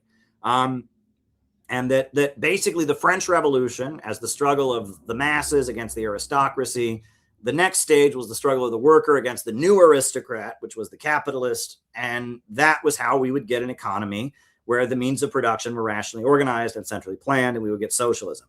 And Marx spent his whole career arguing with other socialists and saying, my scientific socialism that is based on class struggle and my philosophy of dialectical materialism is different. And most of the people that Marx was arguing against were what you could call right-wing anti-capitalists or right-wing socialists, people that were against capitalism because they wanted to preserve tradition, because they wanted to preserve the family, because they thought that capitalism was making people too individualist and selfish, and they wanted to appeal to the goodness of the nation, the goodness of the country to create socialism. In America, there was a best-selling novel called Looking Backward, written by Edward Bellamy. Edward Bellamy. Read about Edward Bellamy. He was a science fiction writer. And in the 1890s, he wrote a best-selling book that was like the household book, one of the top-selling books in America. It was a science fiction book about a guy who gets hypnotized and falls asleep. And he wakes up in the year 2000, and America is a socialist paradise. And it's a conservative socialist paradise where women are not allowed to vote, where, Christianity is the state religion, where people are loyal to the nation. And he actually called his movement the nationalist movement. And he didn't believe in class struggle. And he thought that class struggle was a conspiracy by the capitalists to prevent socialism. And if you read Looking Backward by Edward Bellamy, it's a very right-wing book. It's not encouraging class struggle. It's calling for socialism on the basis of being Christian and the basis of being conservative. It's right-wing anti-capitalism. It was wildly popular in America. And that right-wing anti-capitalism it predates Marxism. Long before Marx, you had right-wing anti-capitalism. And in Europe, there was a lot of right-wing anti-capitalism. Probably the most well-known right-wing anti-capitalist was Oswald Spengler, who wrote The Decline of the West. And it was a best-selling book. It's still widely studied. It's considered one of the most important conservative books in history. And Oswald Spengler, in his book, The Decline of the West, is opposed to capitalism. He doesn't see capitalism and socialism the same way Marx does. He says socialism and capitalism are two sides of the human spirit. That within human beings, we have individualism and greed, that's capitalism, but we also have tradition and loyalty and duty. And that every society has to have a balance between the two. And he argues that the West or Europe is declining because we're too focused on individualism and greed, and we don't have tradition, loyalty, and duty. And he blames the fall of the Roman Empire. He said the Romans weren't traditional and loyal and duteous enough, right? And he has this whole theory of civilizations that go through different stages and all of this. And he argues that the West is falling apart, and he blames capitalism for it. He's not a Marxist, but he blames capitalism for it. And his critique of capitalism is that it makes people not conservative. They're individualists, they're greedy, they're not loyal to the nation, they're not, duty bound, they're not loyal to their family and society. It's a conservative critique of capitalism. There's a guy named Ernst Junger, which is a very interesting character. He was a German military guy who developed his own theory of Prussian socialism, it was called. And it was the idea that, they would build socialism in Germany on the basis of military valor, economic nationalism. And he did not get along with the Nazis.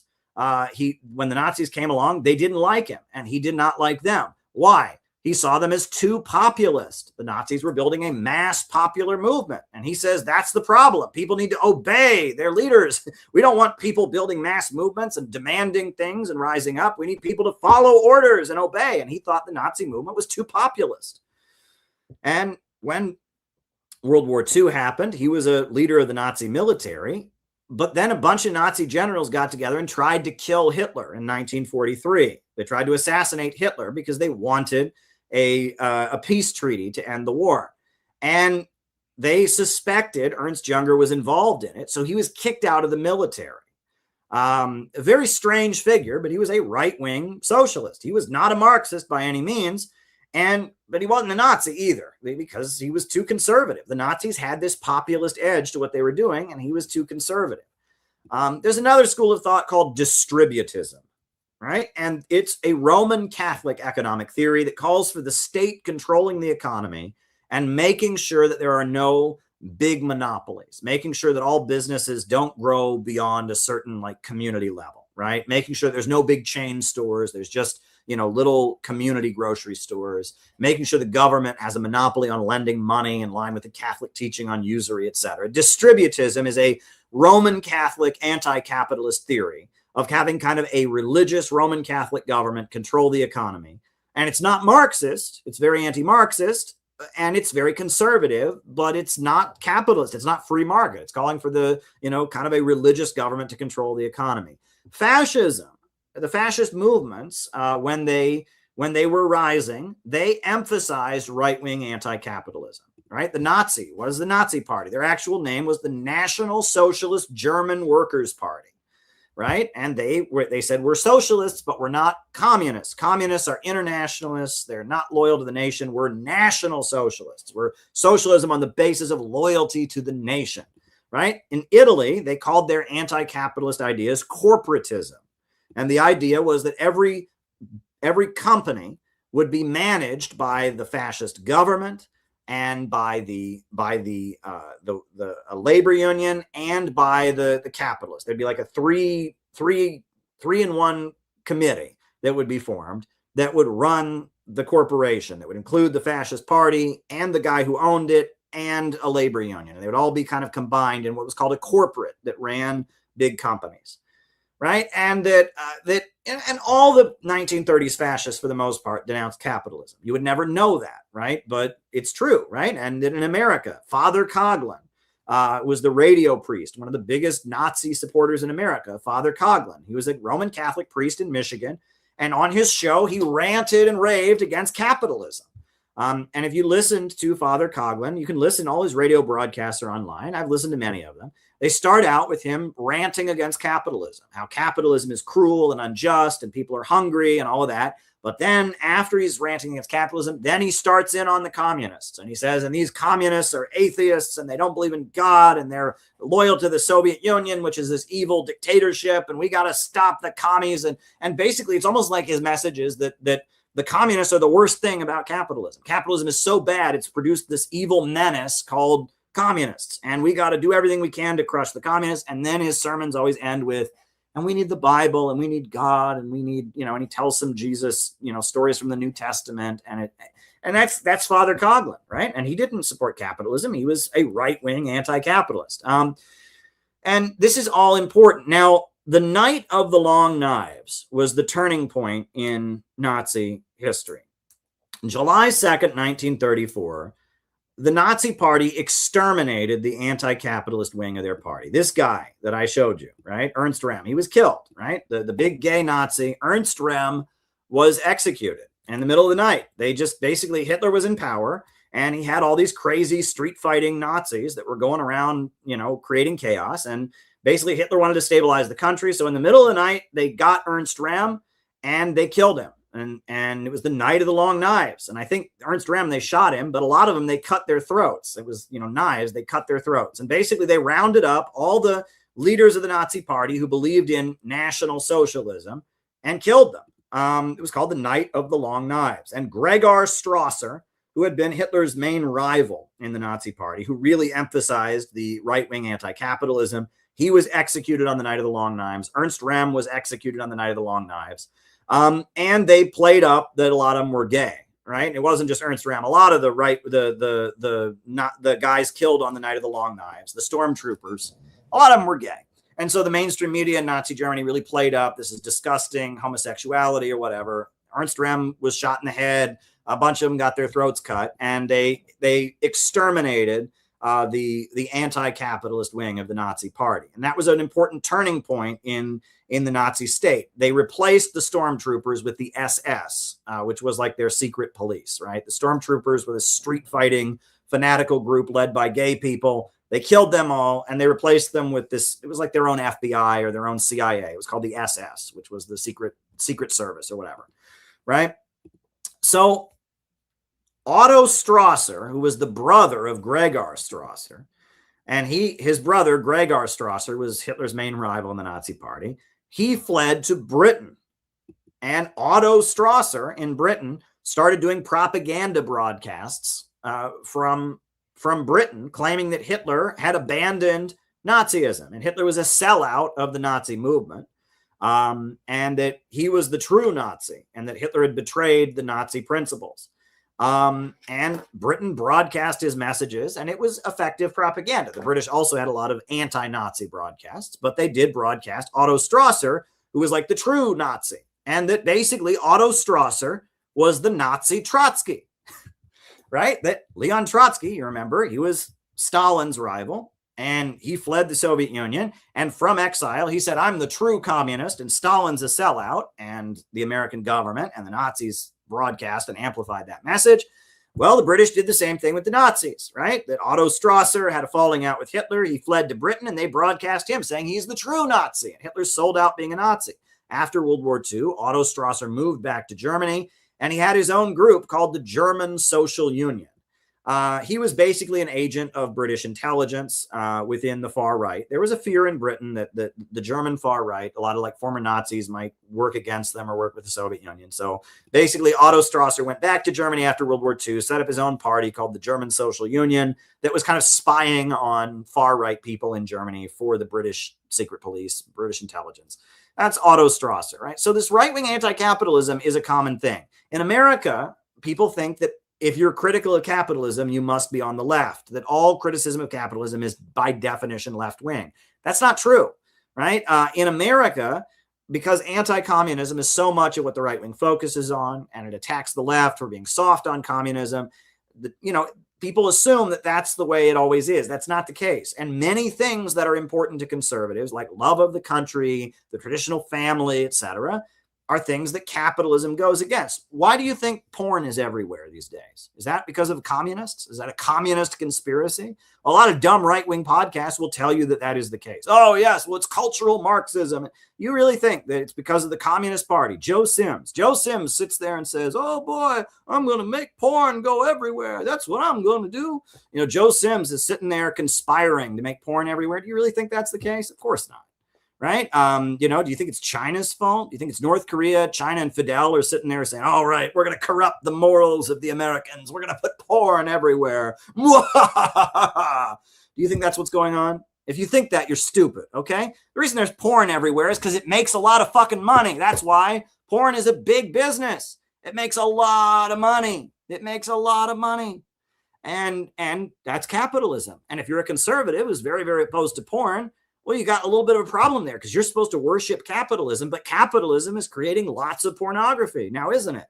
Right? And there's this belief that being a conservative and believing in capitalism and the free market walk hand in hand. It's not true. And Tucker Carlson, I've noticed in some of his broadcasts, has started to hint at this. He said he would ban self-driving cars even if they were more efficient because it would be better for the economy, things like that. So all of this is important. And the reason it's important to understand right-wing anti-capitalism is because Marxism left the West, right? The movement that Karl Marx built was called social democracy, right? At the time of Karl Marx's death, one of Marx's last books, which I do recommend you read, is called Critique of the Goethe Program. And it's one of Marx's most important books. It's where he talks about how the goal of socialism is to create a society of vast abundance, where he talks about how he's not interested in redistribution of income. He wants to change the nature of the means of production, right? It's not about income. It's a really important book, and it's very, very short. It's called Critique of the Goethe Program. It's one of Marx's most important books. I've got it right up here. The Critique of the Goethe Program. And the reason that I'm bringing up Karl Marx's Critique of the Goethe Program, yeah, here it is, the Critique of the Goethe Program. The reason this book is so important, the Critique of the Goethe Program, is because what was the Goethe Program? Why is it called Critique of the Goethe Program? Well, it's because in Goethe, in Germany, a group of socialists were getting together and they formed something called the German Social Democratic Party, which still exists. It's one of the biggest political parties in Germany. And they wrote their program, what they believe. And Karl Marx read it and he said, no, they've got it all wrong. So he wrote this short little book called Critique of the Goethe Program. Well, eventually the German Social Democrats corrected their program and adopted Marx's ideas. And the German Social Democratic Party became one of the biggest political parties in the world. And it still is. I mean, in Germany, it's the largest, it's one of the biggest political parties, the SPD or the SDP or whatever. I forget. It's one of the biggest political parties in Germany.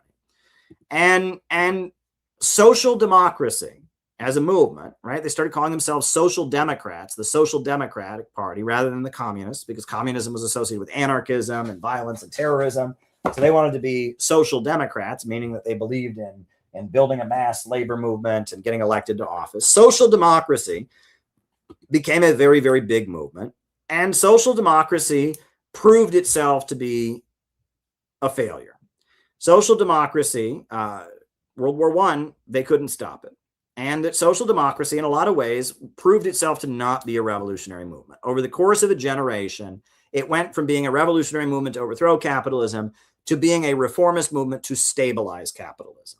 And that the ultimate proof of that was World War I. That all the social democratic parties of Europe said they would never support World War I.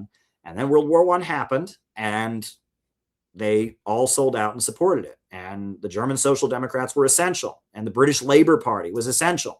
And you couldn't have had World War I without the Social Democrats. And that the movement Marx started because of imperialism, because of the domination of the world by big banks and corporations in Western countries. Because of that, social democracy became part of imperialism. It was actually made imperialism more efficient. You know, the Social Democrats, for example, in Germany, they demanded public education.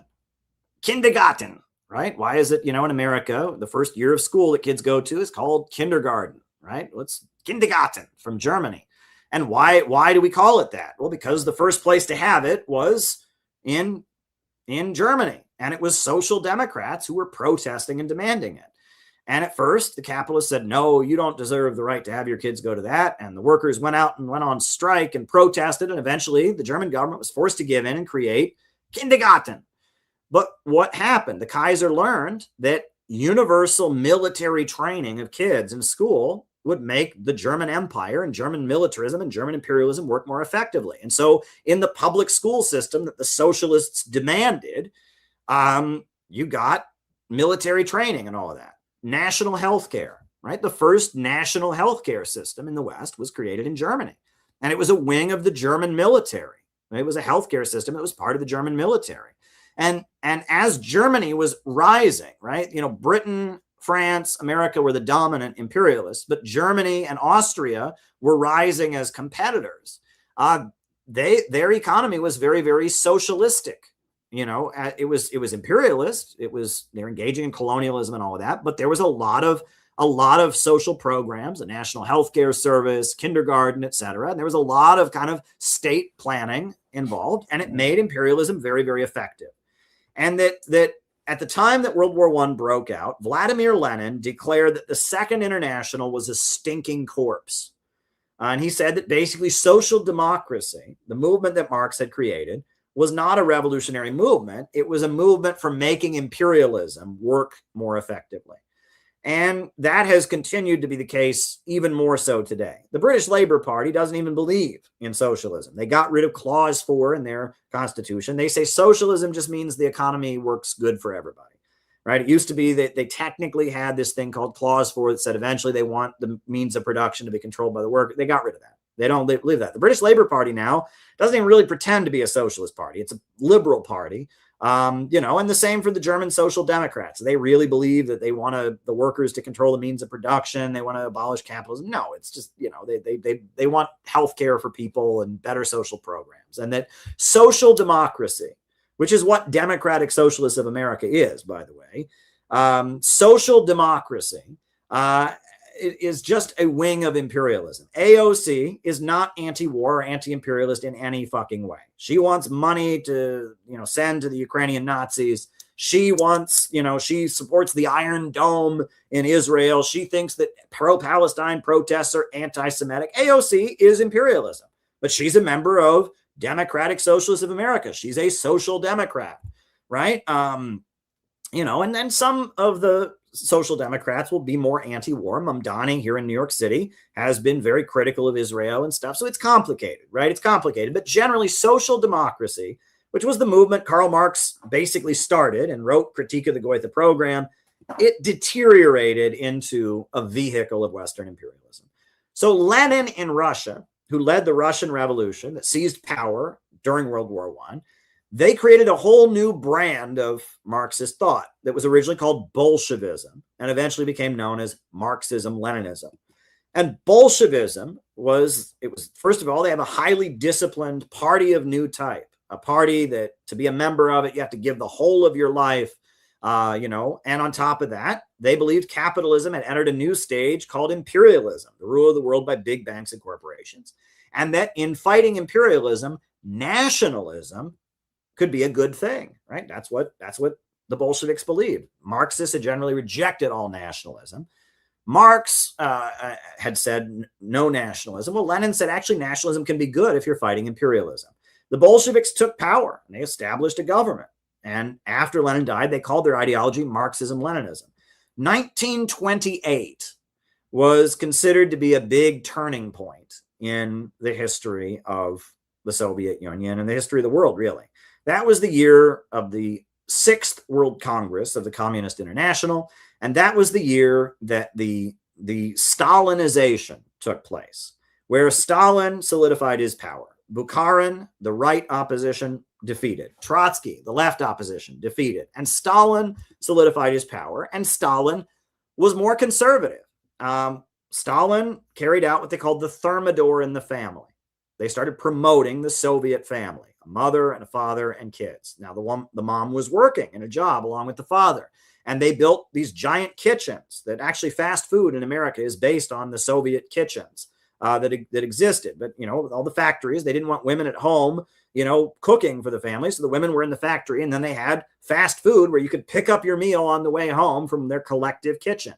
Right. And the women served in the military and women voted and all of that. But they glorified the Soviet family, father, mother, and kids. And they actually gave a medal to any woman who had more than 10 children. It was one of the highest medals you could get in the Soviet Union during the Stalin period. To be a mother of the Soviet Union meant you had more than 10 children and you were a great person. You were a hero for the community because you had more than 10 children. Kind of the opposite of Malthusianism. Right. They had the 5-year economic plans where Stalin, they set out, we're going to organize the economy to grow and we're going to have 5-year plans. And they had what was called Stakhanovism, wherever if you worked the hardest, you got a reward. And Stalin, generally what Stalin did was he went from factory to factory to farm, rewarding people for working really hard. And I've met Russians who talk about, my grandfather told me the best day of his life was the day that, Stalin came to his coal mine and gave him a cash bonus and put a medal on him for working so many extra hours. And that a lot of what Stalin did was he went around encouraging people to work. And if you look at during the Cold War, that kind of government, that kind of system where you have a very charismatic leader who's like the face of the nation, Stalin, Mao, Kim Il-sung, Fidel Castro, right? Gaddafi, right? Bashar Assad, right? Saddam Hussein. You have the leader who's the face of the nation. You have the government, nationalizes industries and builds the roads and has 5-year plans to make the country more industrialized and productive, builds power plants, paves roads, creates a modern system. And people get rewarded for how hard they work. And the very charismatic leader of the country goes from factory to factory and farm to farm, giving people rewards for working really, really hard. That was kind of the model of communism during the Cold War years. And it's very conservative. And generally, abortion was illegal in these countries because if women are having abortions, the population's not going to go up. And also homosexuality was considered a disease from capitalism. It was outlawed. People were thrown in jail for being gay. It was considered unacceptable. And they glorified the traditional family. But it was an advance in a way. I mean, the women in the traditional family were working and all of that. Stalin also legalized the Russian Orthodox Church in 1927. It became legal as kind of a state-managed institution. And then during the Second World War, Stalin met with church leaders and allowed the election of a new patriarch. And the Russian Orthodox Church was back in full swing during the Second World War. And during the Second World War, a lot of the movies that they made were very nationalistic. There's a film about Alexander Nevsky. There's another film about Ivan the Terrible by Sergei Eisenstein, and that they were glorifying Great Russia and the tradition of Great Russian civilization.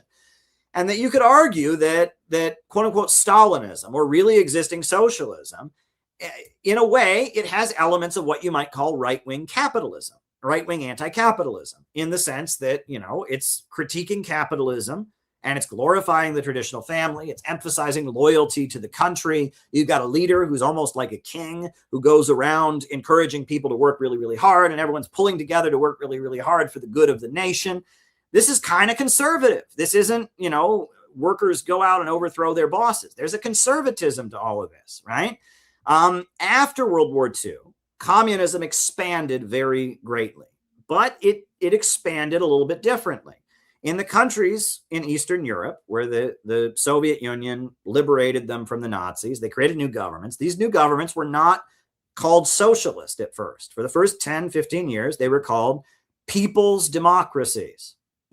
And that all the anti-fascist parties were in one. The Korean Workers' Party. Korea was liberated from the Japanese. The northern part of Korea was liberated by Soviet troops. And North Korea was a people's democracy. And originally there were three parties: the Communist Party, the Social Democratic Party, and the Christian Party.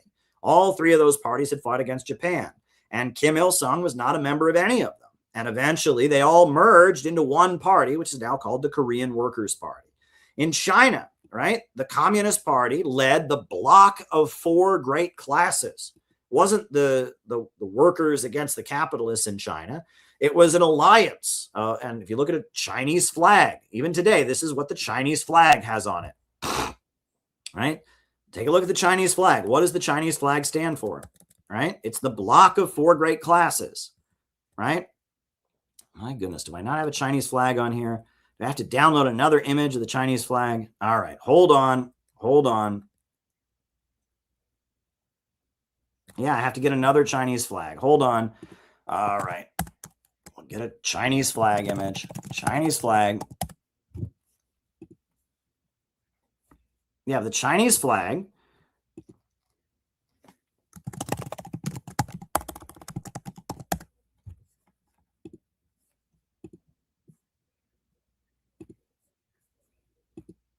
Okay, the Chinese flag. Hold on. All right, we're going to put a Chinese flag on here.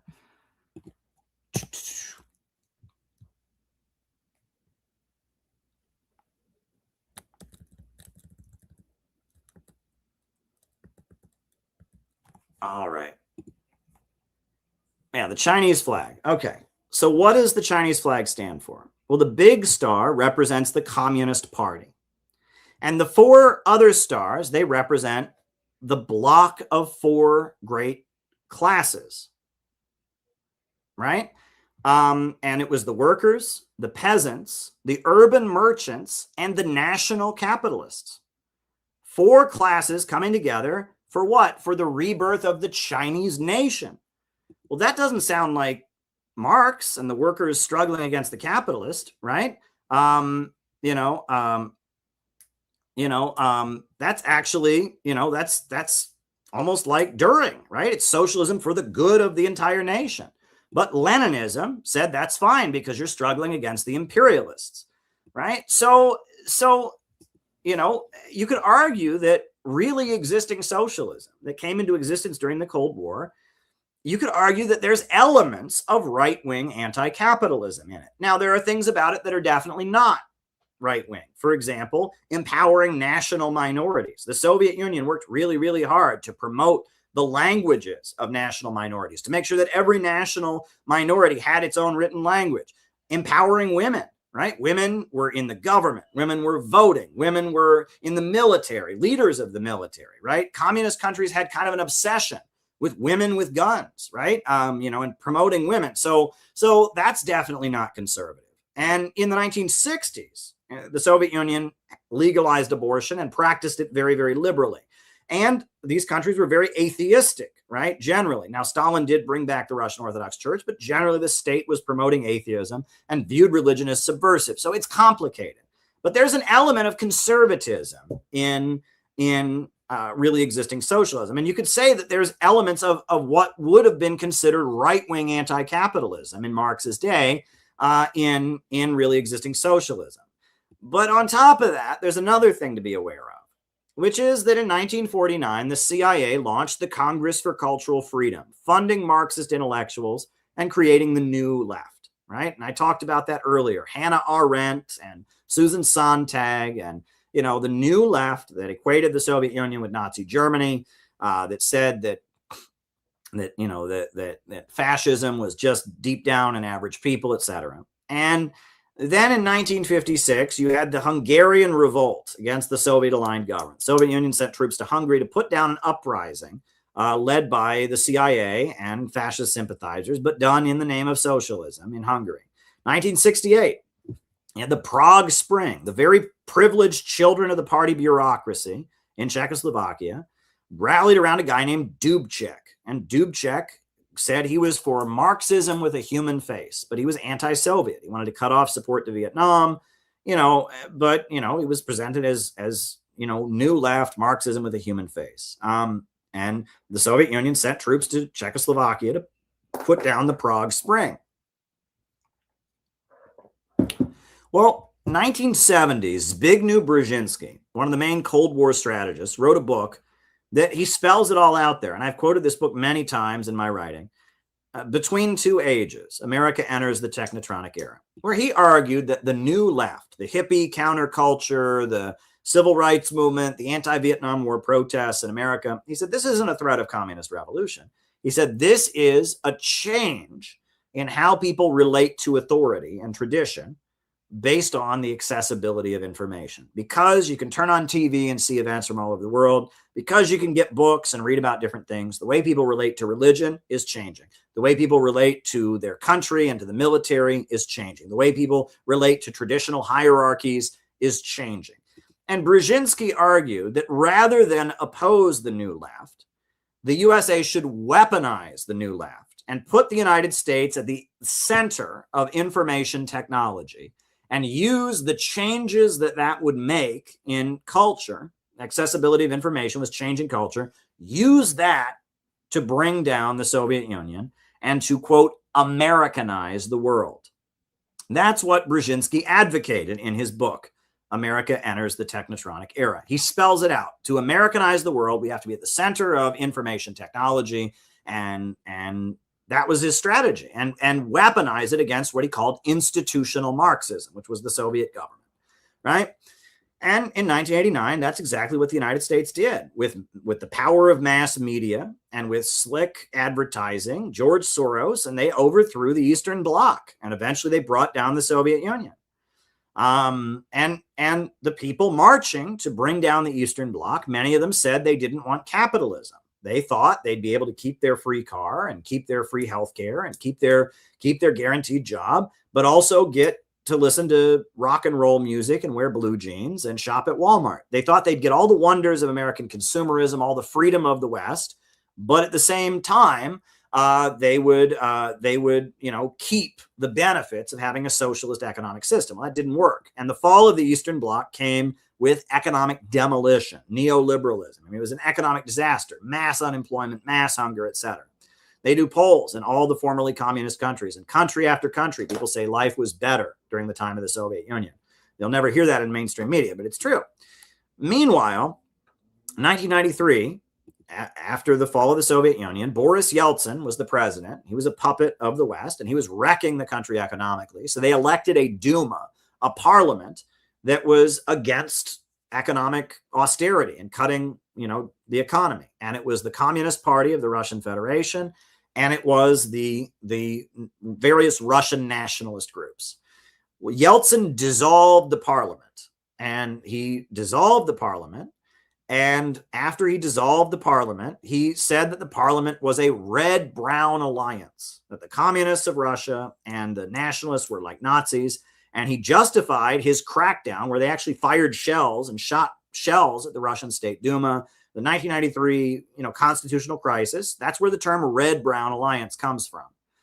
And that, what we call woke at this point, right? The word woke, it goes back to, it's a slang term that was used in the Black community for people in the Black community becoming aware of racism and, getting interested in Black revolution. That's not what it means anymore, right? Woke now has taken on a whole new meaning. It's mainly used by white people, and it refers to fanatical anti-Republican liberals, basically. It refers to teenagers with pink hair who scream and yell and think everyone's a transphobe and think everyone's a Nazi, right? Wokeism, this kind of pseudo left politics in America, it comes from three stages. First, you had the new left. That was the CIA manipulation of Western Marxists. The CIA started funding Hannah Arendt and Susan Sontag and pushing Partisan Review magazine and pushing this kind of new brand of leftism that was everywhere as a way to counter Soviet communism. That's how it started. Then they realized that these new leftists, right, the Peace Corps, a lot of them worked in the Peace Corps, a lot of them worked for nonprofits and NGOs, and George Soros was this Hungarian billionaire who was funding all of it. They realized they were very, very useful in helping destabilize communist governments. And that's what there's a whole apparatus created by the US State Department that funds protest movements around the world. And it was created after, the new left, after the rise of the new left. There's a whole wing of, you have the National Endowment for Democracy.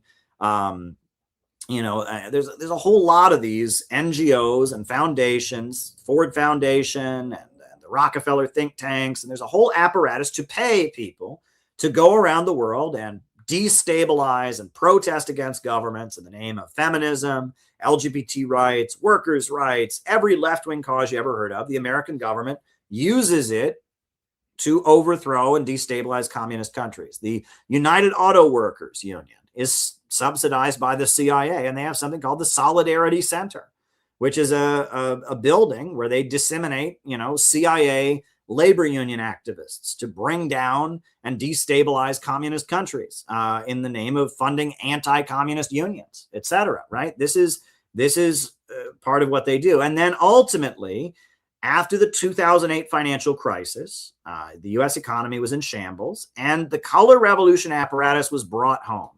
Obama was somebody from the color revolution apparatus. Barack Obama had been an organizer for ACORN, and he had gone all over the world with the International Business Corporation. And his mother, Ann Dunham, had worked in Indonesia and was, he was connected with all of this. And when Obama came in 2008, riding on a white horse to save us from the financial crisis, he brought with him the color revolution apparatus, Protest Incorporated, right, as a way of trying to, stabilize capitalism and bring in reforms to stabilize capitalism. So basically, what it gets down to is this. The computer revolution and artificial intelligence is making capitalism unsustainable, right? Because of this problem of poverty amid plenty, poverty created by abundance. When you have a huge advance in technology that makes it so it's easier than ever to produce goods, the result is going to be a long-term economic crisis. And the computer revolution is one of the biggest technological advances we've ever seen. And as a result of that, we're going to have a long-term economic crisis. And the only way out for capitalism is degrowth. They need degrowth. However, they don't agree about how to implement the degrowth. And the ruling class are fighting among themselves about who gets degrown, who gets the government contracts, and this is called Bonapartism. When sections of the capitalist class start fighting with other sections and using the government to centralize power and suppress members of their own class. That's the natural result of an economic crisis. And one of the positive aspects of Bonapartism is that when the rich and powerful are fighting among themselves, they recruit working people like us to be their foot soldiers, to fight on one side or another side against the other. And a lot of working people are being activated right now to fight against Trump and oppose Trump. And Trump activated a lot of working people and built QAnon and built, all kinds of protest movements to support him. And that this is how working people get involved in politics, as the ruling class brings them into politics as their foot soldiers. However, in the process, they start doing their own research, to quote Jimmy Dore, doing their own research and learning. And as they learn, they begin to develop their own agenda and to not simply be agents of one section of the ruling class or other. A great example is Tucker Carlson. Tucker Carlson is a Republican, and he was brought into, the ruling class. He was the host on Fox News because his job was the MAGA wing of the ruling class was fighting against imperialism, was not against imperialism, was fighting against the mainstream, the liberals. And they empowered him. But then Tucker Carlson started doing his own reading. And he started realizing that Israel was no good. And now he's a big supporter of Palestine. And he's a big supporter of Russia. And he's very, very anti-imperialist. Why? He was brought into politics just to be a functionary of one side. But in the process, he did his own research and he became independent. And that's how revolutions happen, is the ruling class are fighting. They bring working people into politics, and working people get politically involved, and they begin to develop their own agenda. And that's what's happening right now. That's the process we're in. We're in a long-term economic crisis of capitalism, and it's leading to working people being brought into politics. And in the process, they are developing their own agenda. What we ultimately need is an anti-monopoly coalition. All the forces in America that oppose the big monopolies that ultimately are pushing a low-wage police state and marching us toward World War III, we need to build something like what they built in China, a block of different classes, an anti-monopoly coalition to break America out of imperialism and have a pro-growth, pro-humanity government. That's what's ultimately needed. And that's what the Center for Political Innovation, my organization, is working to build. We want to build an anti-monopoly coalition of forces that reject degrowth, that want to build a government that invests in people. We have a 4-point economic plan. And the slogan that we have widely used is, we need a government of action to fight for working families, a government of action to fight for working families.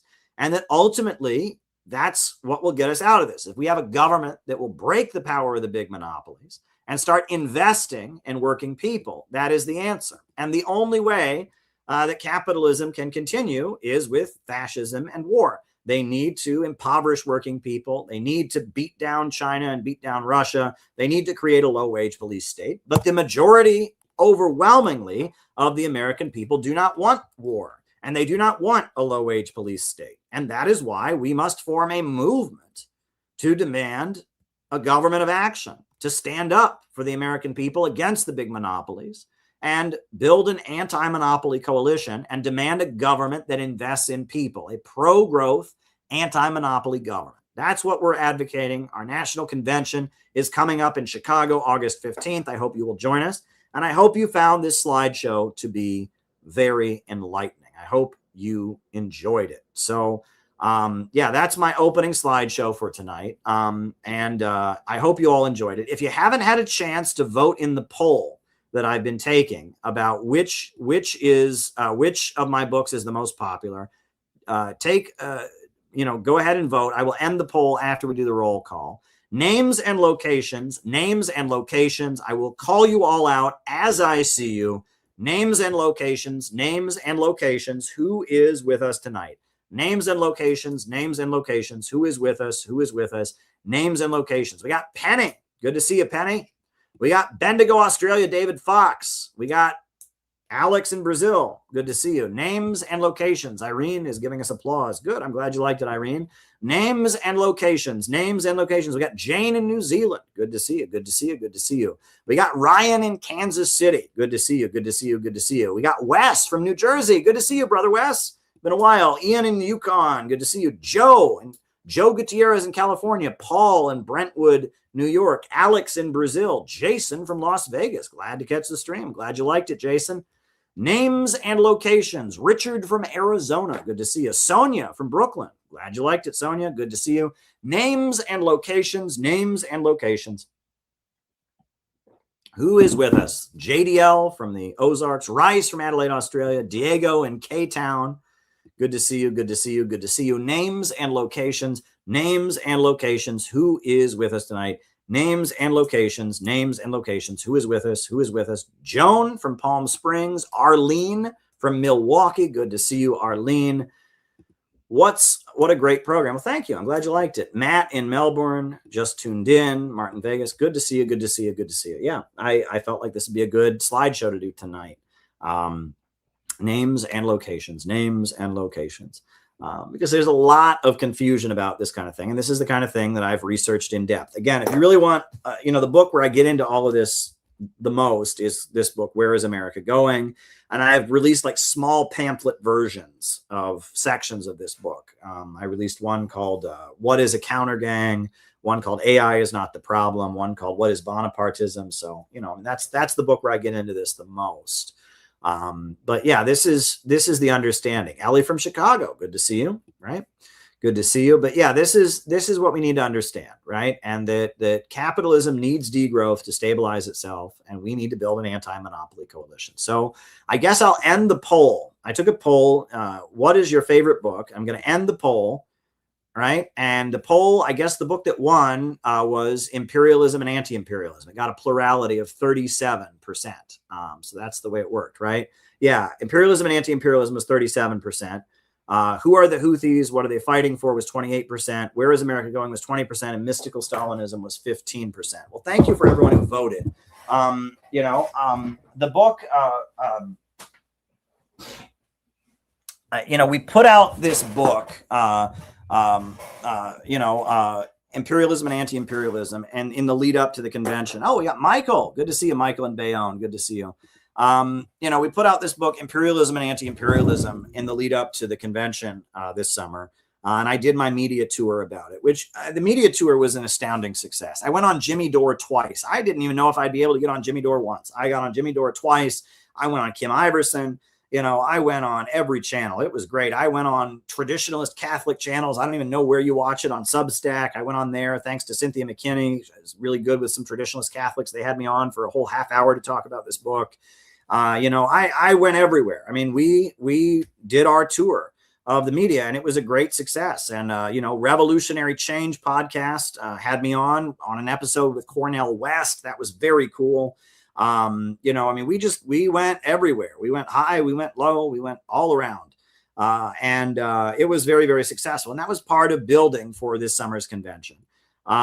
It's going to be a really, really important gathering in Chicago.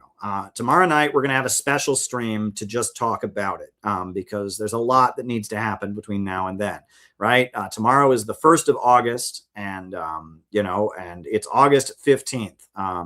So very, very good. Now, David Fox did a super chat and said, I wrote an article. He wrote a very, very good article about this question and made these points very, very well. I encourage people to go read it. And I think we're going to republish it on the CPI website and link, this is from his Great Southern Discussion Club in Australia. And so we need to republish that article. We meant to republish it a long time ago, but it's a very, very good piece. Very, very good piece. And I guess I'll just answer this now since we're doing super chats. It means a good idea. Ask Castro about Franco. Well, I hope you don't mean fascism means a good idea, but as I pointed out, there is no fascism. Fascism is just whatever they need for degrowth. And that, Franco, this is an example of kind of what I was talking about here. Franco was the fascist dictator of Spain. In the lead up to the Second World War, he became the fascist dictator, and he was somewhat independent, and he had diplomatic relations with Cuba, and Cuba was able to reach an agreement with Franco's Spain. They're both Spanish-speaking countries, and North Korea also. North Korea and Franco's Spain had good diplomatic relations. And because Franco was kind of a Bonapartist, authoritarian leader, he was able to establish diplomatic relations with countries and have kind of an independent foreign policy. I also believe that when it came to the Middle East, he was friendlier to a lot of Middle Eastern governments, and he was not pro-Israel, if I understand correctly. I don't think Franco was good. I mean, a lot of people got executed through strangulation. It was a pretty authoritarian place. Labor unions were suppressed, other things, but, it was more independent, and that there's examples of this. There are other governments throughout the developing world that are kind of independent Bonapartist regimes that, like, for example, I think Thailand has good relations with North Korea and things like that. They're more independent, and they're not fully in the imperialist, they're not just doing what the United States says and hating whoever, the United States tells them to hate. They can have more of an independent foreign policy. So there we go. Now, the main way to send questions, if you have them, you can do super chats like David and that other guy just did. The main way to send questions is via Buy Me a Coffee, but you can do super chats too. I mean, questions come however people want to send them. Super chats. You can even do Rumble rants if you're on Rumble. But the best way to send questions is to go to buymeacoffee.com/Caleb Maupin. That's the best way to send questions. That's my preferred method. And a number of people have done it. So I am going to start going through those questions. All right. Yeah. Okay. So the first one is from someone, right? It's anonymous, right? And that's another good thing. You can do anonymous. It says, my dad moved to the European Union because of his Trump derangement syndrome. And he says a lot of the worst migrants in the European Union wise are from Romania or Venezuela. Do you feel explaining the nature of the Venezuelan migrant crisis? A lot of Syrians are returning back to Syria after Assad fell. Was he actually unpopular, or were there other things? Why is it my dad claims there's a Russian fuel crisis and that Cuba fucked up management of their electrical grid by bringing in reliant Russia? Is there a lot of poverty in modern Russia? My dad is a Sri Lankan. He went to the USSR in 1986. His disillusion with the USSR was in a youth hostel with an Iraqi guy. Some East German girls couldn't find condoms, as well as the fact that he found one of the kitchens to be dirty. What should I say to him? He also claimed he saw Chinese kids in 2014 with cocaine in Shanghai, and their family members were prominent politicians. This is all like hearsay. Okay. I mean, drugs are pretty severely punished in China, but is it possible that somebody in China is using drugs and that maybe their family is covering for them? Sure. Corruption goes on. It's a bad thing. They're having a big crackdown on corruption. Your dad went to the Soviet Union in 1986, and some teenage German girls couldn't find condoms and the kitchen was dirty. Like, what? I'm just saying what? I mean, that's what I'm saying. 1986, that was, the Soviet Union fell in 1991. Obviously not the best time in the Soviet Union. The kitchen was dirty at this place. Well, maybe if you went to another place, the kitchen would be clean. And maybe there'd be condoms more available in some other spot. I don't know. That's silly, right? And you just threw a whole bunch of hearsay here. And that Cuba's, electrical grid has issues. Well, the main reason that Cuba has issues with its electrical grid is they can't import any oil right now. That's the main problem. It's not who built it. It was working before that, right?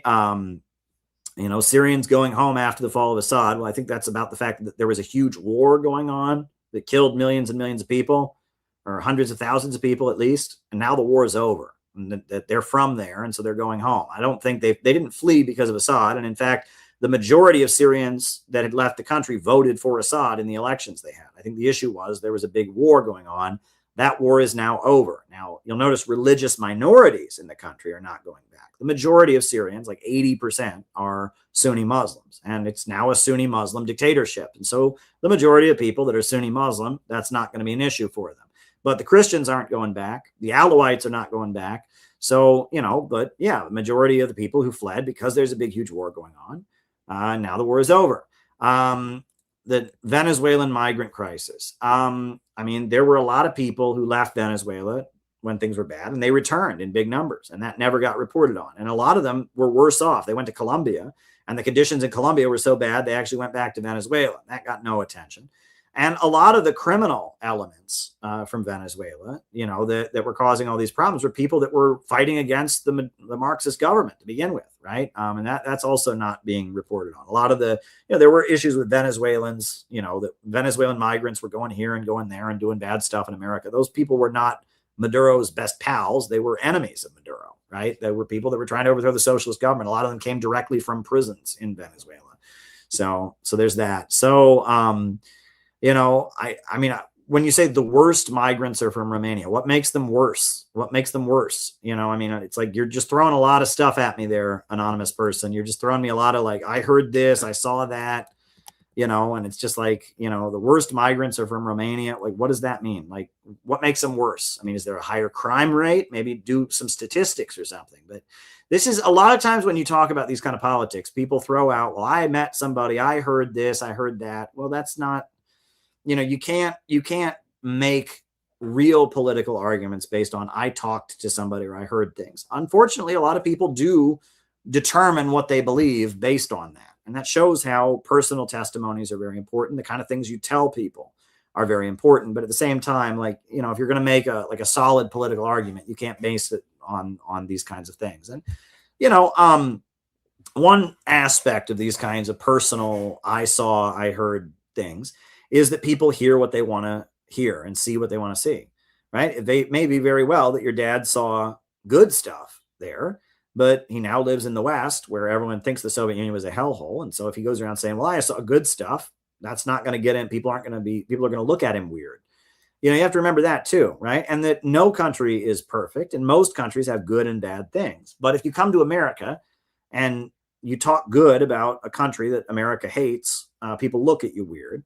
Whereas if you talk bad about that country, people want to hear it and say, yeah, exactly, right? And so people learn to remember things selectively, right? How many homeless people, for example, did your dad see in the Soviet Union at that time, right? Maybe there were some, but, he didn't remember, oh, there was no homeless people there. He remembered somebody couldn't find a condom and the kitchen was dirty. Well, he remembered two bad things, but maybe if he was in a different environment, he would remember things differently, right? And you have to remember that people, the atmosphere you're in and who you're trying to please is important, especially for immigrant folks, right? If you come to the United States, one of the questions on your form is, are you a communist? And they can denaturalize you if you become a communist. They can actually take your citizenship away. So when people come here and it's like, well, I met this guy from Cuba and he told me it was horrible. Well, he better say that, because if he says the opposite, they take his citizenship away. First of all, and on top of that, right, the kind of people that flee Cuba to come to America are not people that love the government, right? And that, again, they've done polls in all the formerly socialist countries where people say life was better under the Soviet Union, but that doesn't get reported in American media, and that doesn't match what people believe. So, there you go. Now, Penny Arcos says, can you explain the situation in Quetta? I hear Israel is involved via the Abraham Accords. Yeah, what is this? This is like a new thing, right? Is this part of Spain, right? This like city in Spain where a bunch of migrants are going there or something. Tens of thousands of migrants cross into this part of Spain. Well, it's part of the ongoing migrant crisis in the Mediterranean, right? Is that North Africa and the Middle East, there's been, North Africa, the USA blew the shit out of Libya and destroyed Libya, and it's still miserable ever since 2011. The USA was involved in destabilizing Tunisia, was involved in destabilizing Egypt, and that a lot of people in North Africa are very, very poor, and they're getting on rafts and trying to go to Europe. The USA destabilized Syria and chaos in Syria. And, I mean, I don't know. I mean, it's interesting that this particular place has been hit with this particular number of people. And, it makes you wonder what's going on. And you talk about the immigrant caravans in America that kind of served a political purpose for Trump, that, the migrant caravans, they would use to, so Morocco released the migrants because Spain recognized Palestine. That's interesting. What does that mean, right? And Morocco has diplomatically recognized Israel as part of the Abraham Accords. Okay. So maybe this is because Spain recognized Palestine. The theory that is out there that I see as being presented is that Morocco is retaliating against Spain for recognizing Palestine. Morocco, as a country that recognized Israel as part of the Abraham Accords, is now working with Israel to punish Spain for recognizing Palestine. I think it's possible. I think it's very, very possible. And also the new right generally, in America, right? Trump, the migrant caravans. Oh, well, Netanyahu tweeted it out, I'm seeing. So I guess it's not a conspiracy theory then. I've noticed that there's a lot of things that Israel admits that then they say are conspiracy theories. Israel brags that it gets politicians defeated in primaries. And then you say, oh, Israel doesn't meddle in our politics. That's a conspiracy theory. Well, if they're bragging about it, right? Trump did this whole crazy stream, it wasn't a stream, a whole crazy speech about China interfered in our elections, blah, blah, blah, blah, blah. And then Israel is openly bragging about it. And he's, oh, there was a cyber attack. I heard about, and we got the proof, Netanyahu and people like that are tweeting about getting people removed from office, and they're fine with it. So, yeah. So there we go.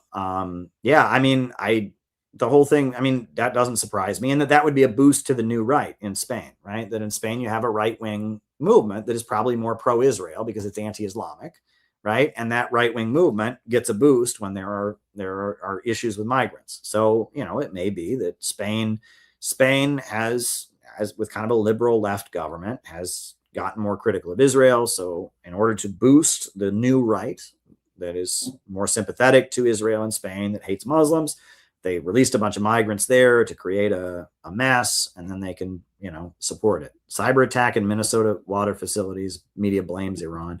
I don't believe any of the cyber attack stuff because we know, right? Vault 7 from WikiLeaks showed us that they can make cyber attacks look like they came from anywhere. And it's always just a case of, well, we looked and it said, they have what's called digital fingerprints where they can do cyber attacks and blame it on somebody. And it's always just their word for it. It's not like, it's like, oh, there was a cyber attack and based on our investigation, Iran did it. How can you prove that? Because we said so. That's why Iran did it. I don't believe any of that. I don't believe any of it. And if they ever come and say, oh, a cyber attack was done by such and such a country, I say, nah, don't buy it. They can never prove it, right? Some of these cases, you don't even know if the cyber attack even happened. It could be their computer crashed. Oh, well, maybe it was crashed by a virus from North Korea. Darn, North Koreans made my computer crash. It may just be the computer naturally crashed and they just decided to make it something. There is absolutely no way of proving it. Not even an investigation, of course. But even if there is, like, how do you prove that, right? And with WikiLeaks Vault 7, they have programs to make things look like they're done from other countries. It's that blatant, right? So, and how do they know, right? Oh, well, we investigated and we think it came from this place. Oh, okay. Well, I guess you said so. I never believe any of these dumb cyber attack stories. Every time I hear there was a cyber attack from somewhere, I go, okay, oh boy, yeah. Oh, sure. Yeah. I don't buy any of the cyber attack stuff. None of it. Right. You can't believe any of that stuff. It is in Trump's whole speech. Oh, there was a cyber attack here and it came from China. How do you know? Just because you said so? There's no way to prove any of that. No way to prove any of it. Okay. Now somebody bought a coffee and it was blank, but then they sent another one. You wear a lot of those indigenous tops. Please tell us about those clothes. Oh, easy. My wife, her sister, is from Guatemala and she comes and visits us. And every time she comes, she brings us shirts, traditional Guatemalan shirts, because for a long time, I've always liked shirts that don't have collars on them. I like that look. I feel like it looks classier when you have a shirt with no collar on it. And in Iran, when I was working for Iranian media, that's like kind of the style in Iran. When I was working with Press TV, I did that. And so when my wife's sister comes to visit us like once a year, she comes and stays with us usually for like a month and, she has a good time. And she will bring us shirts. And so that is kind of when I'm not wearing like a formal shirt. This is kind of my summer style, I guess you could say. In the wintertime, I wear sweaters and things like that. But, I like these when I'm not wearing a tie, when I'm not wearing a suit. This is kind of my informal look, right? Is that I wear these a lot, right? And I don't have that many of them. I got 3 or 4 of them. One time I wore them and people thought it was a Ukrainian shirt, which is definitely not Ukrainian. This is Guatemalan. People thought it was from the Middle East, not from the Middle East, right? This is from Guatemala, but I also have some other collarless shirts that are from the Middle East or from other places. I like the look of, they call it a Mandarin collar. right? And apparently it was quite common during the 1930s. It was kind of stylish. People wore what they called a Mandarin collar, right? Because I guess they thought it was Chinese or whatever. But I really like the Mandarin collar. I really like the look. I feel like it's classy. It's classier than a regular collared shirt, right? You know, it's not a t-shirt, right? You know, hey, I'm glad you wanted to know. It's not a t-shirt, but it's not informal either. It's a style, and it's like just a way I like to dress. You know, the Mandarin collar. You can read about the Mandarin collar. I like to wear Mandarin collars, and so because of that, my wife's sister will often buy traditional Guatemalan Mandarin collared shirts that are from Guatemala, right? It's just kind of a thing that my wife's sister likes to do. So there you go. I have been married for 12 years, folks. 12 years I have been married. I and my wife and I have a great arrangement. It is, you know, it is wild, you know, but we are, you know, they say opposites attract. My wife is very different from me in a lot of ways. You know, we have a good relationship, and we live together. And today, before this stream, you know, we walked through the neighborhood, ate some ice cream. It was very nice. And, you know, I don't know. I used to judge people before I got married. I would look at people's partners and judge them. And I now that I'm married, I understand that, you know, who a person wants in a romantic relationship is very different than who they might want as a friend, as who they might want as an activist companion or someone to organize with. And, you know, that what people want in relationships is very, very, very different than what people, you know, would want somewhere else. My wife is not part of CPI. She has absolutely nothing to do with CPI stuff. And she doesn't want to go to CPI stuff.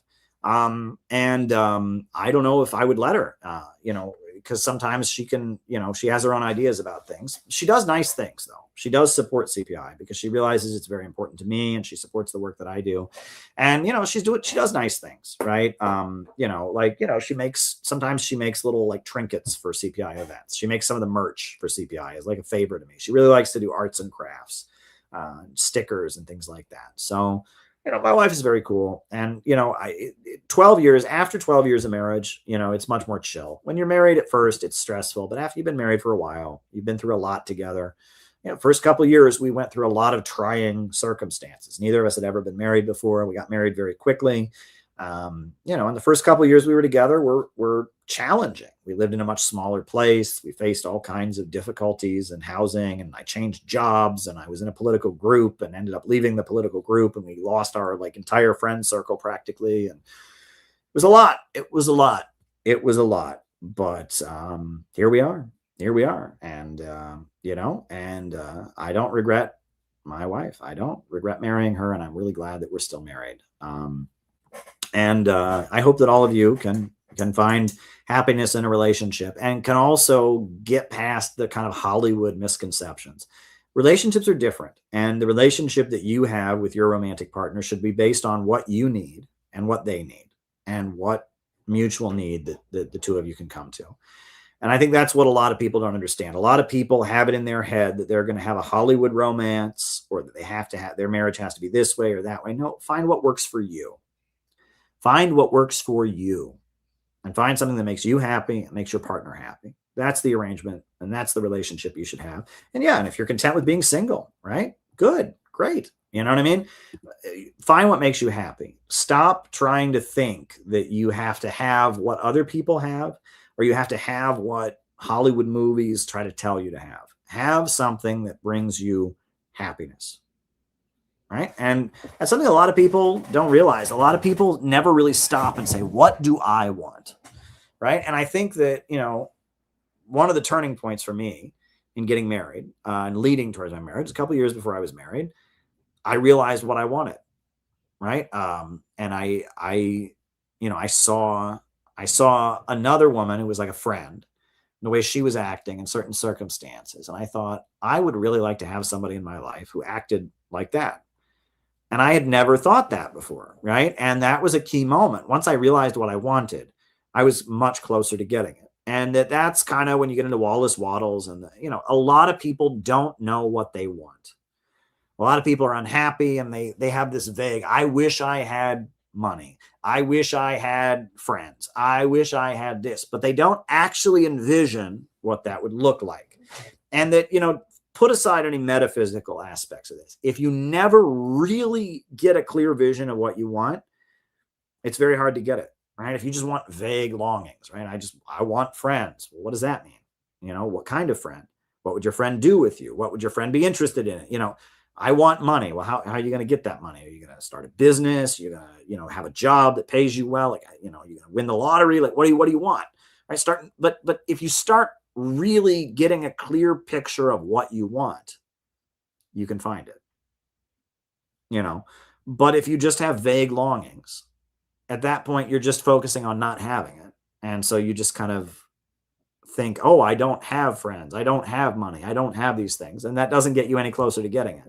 And that, one thing that I will say is something that I have been, is one of my, my personality. I got all kinds of quirks just like anybody else. One thing that has helped me is I don't make impractical plans.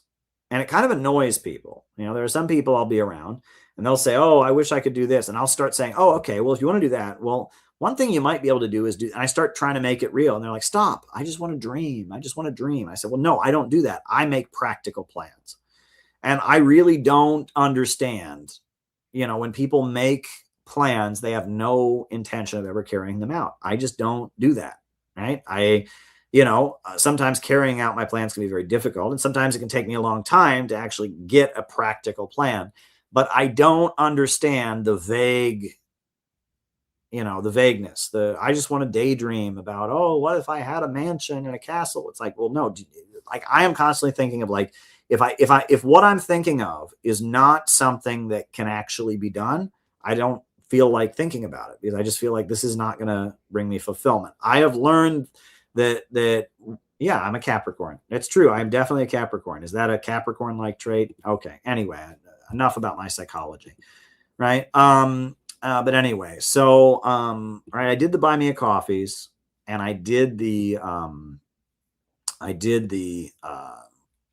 super chats. If anybody else has anything they would like me to talk about tonight, please do. Tomorrow night, it will start early around 6 p.m. We're going to go quite a long time, and it's going to be a special stream dedicated to the convention that's coming up, because it's really, really important. And, we need all the help we can get and all of that. And I don't know how much I'm going to stream between tomorrow night and the convention. My rants on the last stream, can you send them to me again? Just send them as a message, signal message me, Penny. Send me the rants. I'll answer them. Send them to me. I will answer them. If you can remind me what they were, I will answer them. Thank you. Sorry about that from last stream. I'm single and child-free, and I have a crush on Norman Finkelstein. Well, there you go. Norman Finkelstein sounds just like Fred Goldstein. I don't know why. Fred Goldstein of the Workers' World Party and Norman Finkelstein, they have the same like New York accent. Yep, and I don't like the capitalists. I don't know what it is. It's like a New York street tough Jewish guy leftist accent. I don't know, but yeah, Penny, if you send me your things, I'll answer them. But yeah, Norman Finkelstein, I enjoy his stuff. He does good stuff. I don't know. One thing that I thought was amusing. So Norman Finkelstein, he has like an essay on his website about like how he was a Maoist communist in the 1970s. And I think that's very interesting. And I'm interested in the new communist movement. I met Norman Finkelstein at the RT studio once. I've met him other times at protests, but at the RT studio, I met him. And I mentioned I read that essay, and I liked, I liked what it said about the RCP. He said, the RCP. I said, how old are you, young man? You know what the RCP is? I said, well, they're still around. He said, really? The RCP? I said, yes. They have a bookstore in Harlem and everything. He didn't even know. He thought that was just a 1970s thing. He didn't know that these communist groups were still around. I said, I used to be in Workers' World for many years. He said, that doesn't win you no points with me, young man. I thought that was funny. He's kind of a caricature, right? Is neoliberalism really fascism in disguise? Good question. Good question, but here's the thing. So what is neoliberalism? Is neoliberalism the Democrats? No, neoliberalism is an economic theory. And a lot of people think neoliberalism means moderate Democrat. It doesn't. It's an economic theory. It's the belief that we need to reduce the role of the state in the economy very dramatically. It's applying classical, like liberal economics, in a new kind of way, like school privatization, school choice, prisons for profit, privatizing government services, reducing the taxes. That's what neoliberalism is. Republicans were in favor of neoliberalism before Democrats. Bill Clinton and the Democratic Leadership Council kind of brought in neoliberal economics into the Democratic Party. And in a way, you could say it's kind of like fascism in that it's degrowth, right? You're cutting funding for government services and you're reducing the amount of government spending. So, but it's not, when you say neoliberal fascism in disguise, it's like, there are things, if you're asking are moderate Democrats, or the mainstream of the Democratic Party, which is not the same thing as neoliberalism. Neoliberalism is an economic term, not a political term.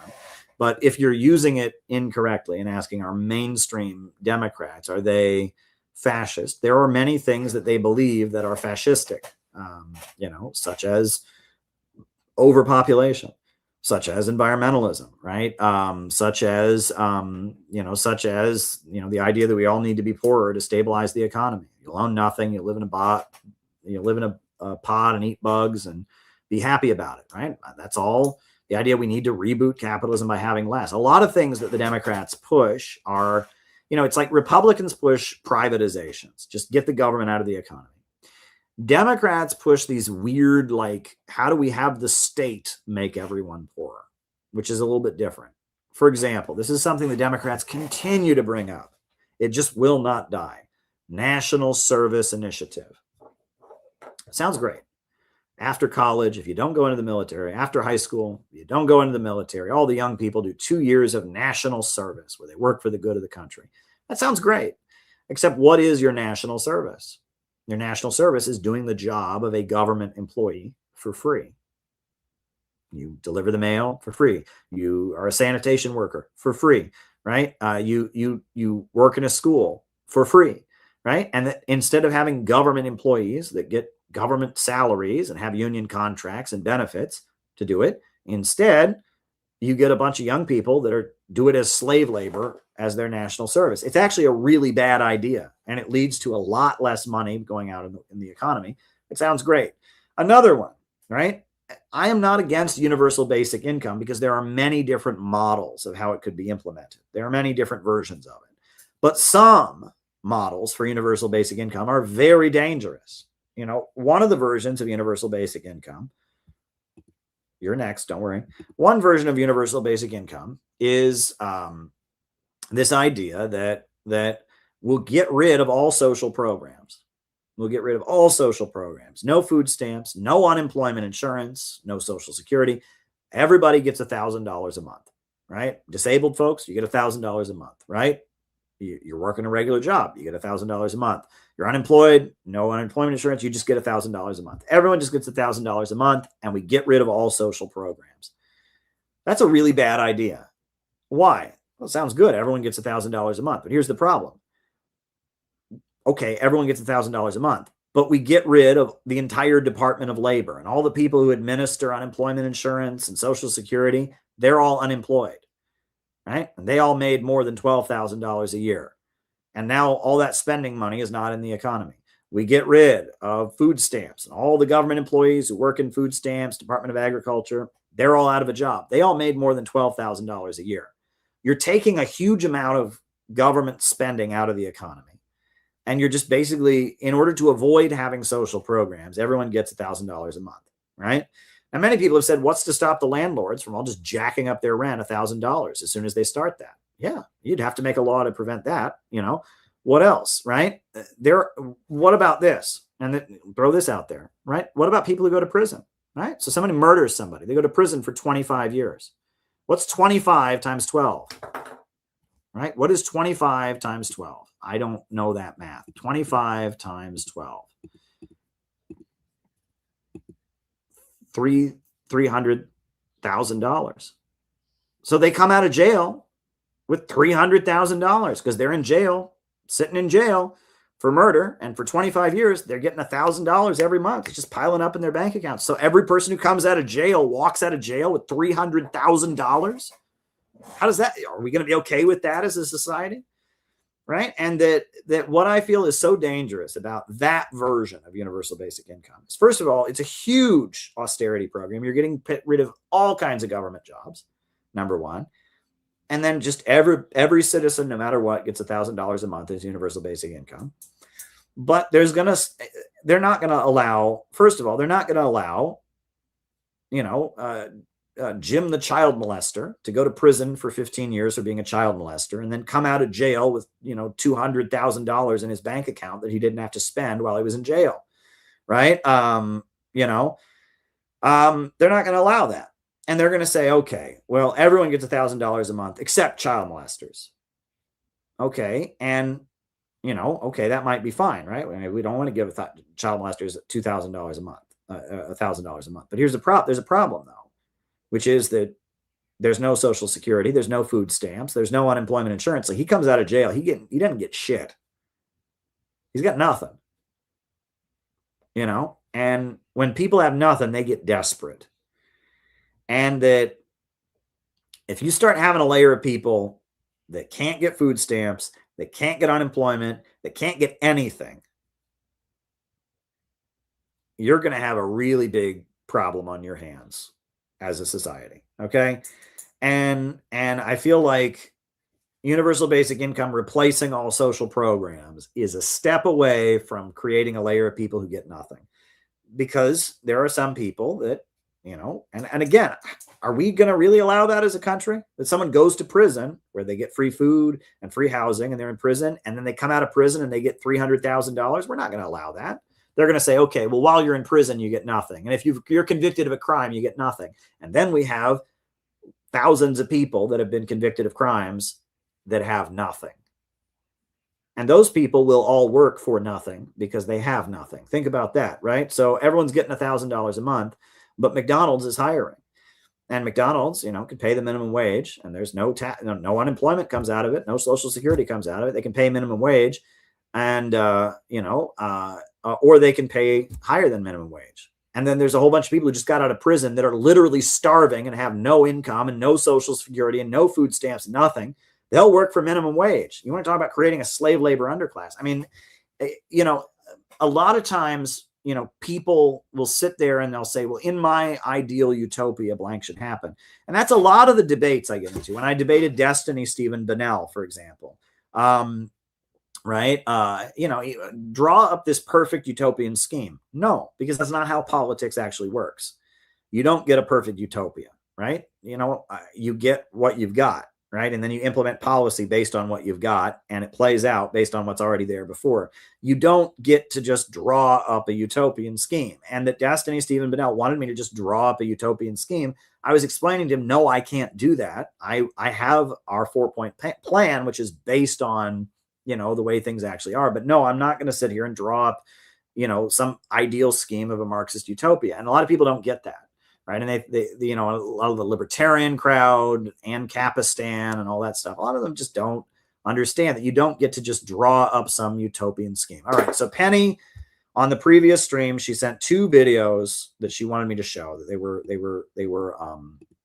what do you call it? They were Rumble rants, and I missed the Rumble rants that time. So I'm going to put them on, and they're both from China. And one is Meet China's Real Monkey King. Okay. All right. Hey, just because I'm critical of Malthusianism doesn't mean we won't show wildlife videos. I can look at a video of Monkey King. Okay. It's interesting, apparently Jim Jones, the guy, the cult guy that all the people in Guyana drank cyanide and killed themselves. He apparently made his living at one point going door to door selling pet monkeys to people, which I just think is bizarre. I don't know. First of all, do people have pet monkeys? Is that something you can have? I didn't think people were allowed to have pet monkeys, but apparently in California in the 1970s and 60s, Jim Jones, in order to pay his bills, was going door to door in neighborhoods in Ukiah, California, selling people pet monkeys. I don't even know what to say about that. Anyway, all right. Okay. So anyhow, all right. Here's Penny's video about monkeys. Hope I didn't ruin it for you with Jim Jones and the pet monkeys. But anyway, yeah, I just, yeah, there you go. So, all right. Now I have to wait for it to show up on the screen.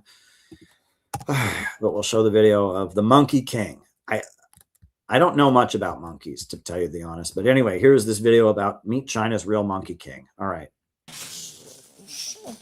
Gold-furred, blue-faced, with upturned nostrils and startlingly human-like expressions. This is the golden snub-nosed monkey, found nowhere else on Earth but in China. 11 families totaling over 1,600 monkeys inhabit Shennongjia National Park, but reaching them demands endurance.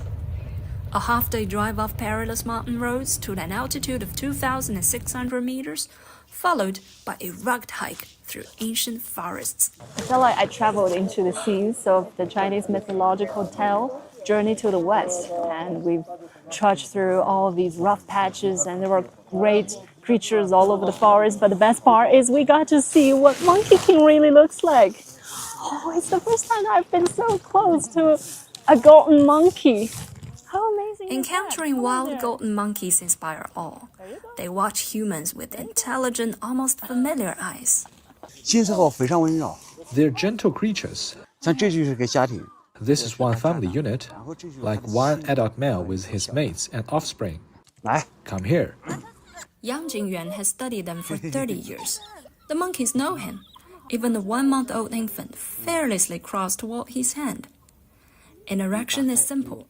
Hold peanuts in your palm, and they'll gently pry your fingers open. Their touch is unforgettable, not just for their clever, tender manner, but their uncanny resemblance to us. Dexterous fingers, expressive faces, and skin that feels almost human. Are they herbivores or omnivores? Strictly vegetarian, leaves, twigs, wild grasses. No wonder they adore peanuts. These monkeys demand pristine habitats. Air quality, plant diversity, everything matters. Shennongjia, North China's last ancient forest, scores 92.7 out of 100 on environmental health. It shelters over 700 vertebrate species, more than 4,000 plants, and over 5,000 insects. As its flagship species, golden monkeys have been rigorously protected since Shennongjia's wild monkey base opened in 2005. For Yang, decades spent building trust with troops isn't too long. It's kinship with the disappearing world. 刘嘉欣 CGTN Shennongjia Forestry District in Hubei Province. Well, there you go. That was very cute. Those were very, very cute monkeys. Very, very cute monkeys. Was their name the golden snot-nosed monkey? Did I mishear that? Right? I could swear she said at the beginning of the story it was the golden snot-nosed monkey, but maybe that's not their actual name. It's the golden something monkey, but I heard snot-nosed monkey, so maybe I misheard it. But anyway, I guess they blow their nose a lot. They have allergies, but there you go. I probably misheard it. If anyone, it couldn't have been that. It had to have been something else. So if somebody remembers what it actually was, the golden something monkey, I think that's what she said. It is actually the golden snot-nosed monkey. That is golden snot-nosed monkey. Yeah, that's actually what they're called. No. They're the golden snub-nosed monkey. Okay.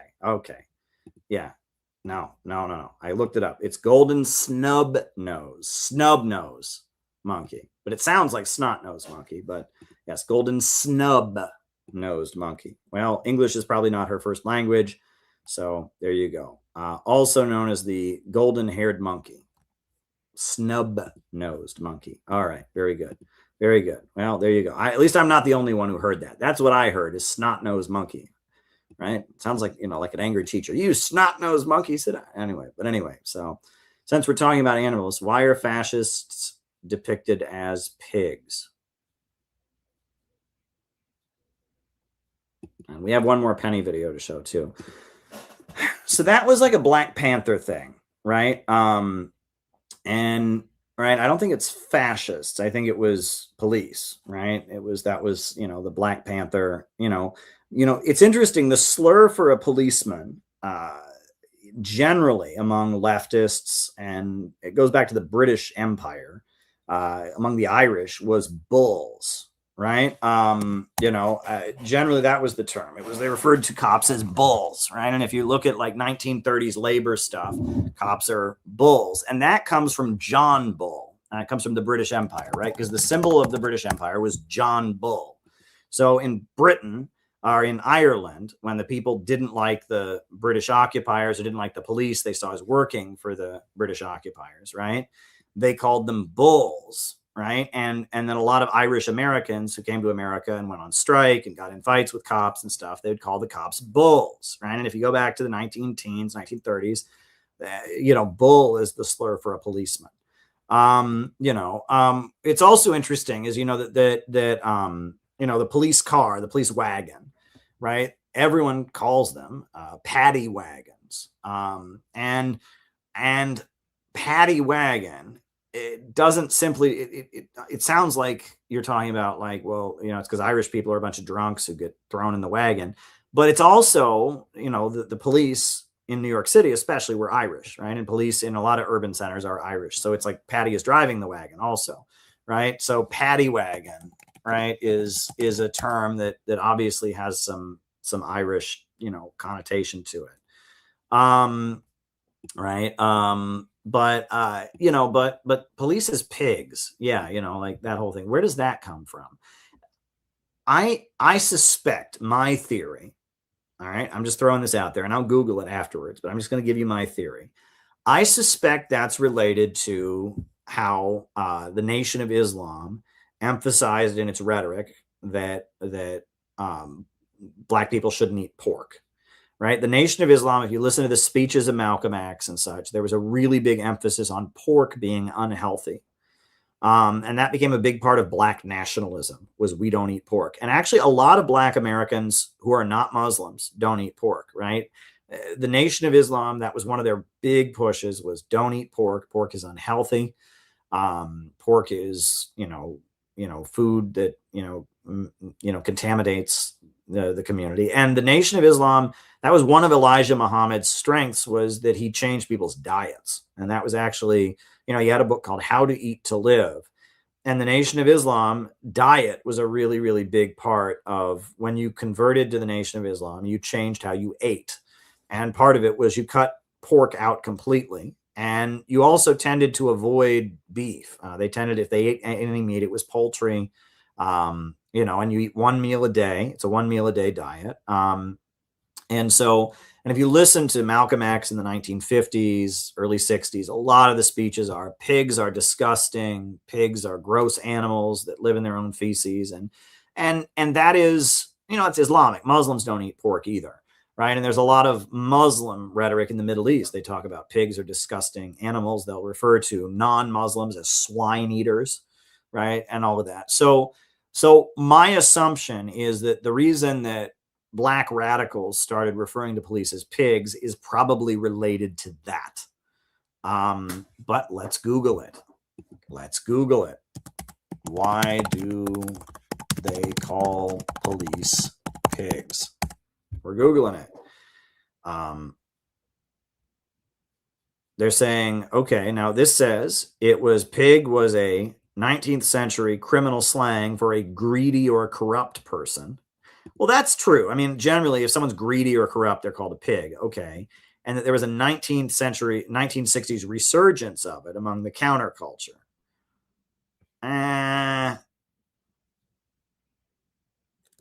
Okay, I don't see those two things as related. Yes, if someone's a greedy pig, that's different, though. That's not the same as being a police officer, right? That's not the same thing. And the slur of police officers as pigs, it started out with the Black Panthers, and it was adopted by like leftist radicals who admired the Black Panthers. I think it's related to the Nation of Islam. I think it's related to the Islamic not eating pork and the rhetoric of the Nation of Islam against pork.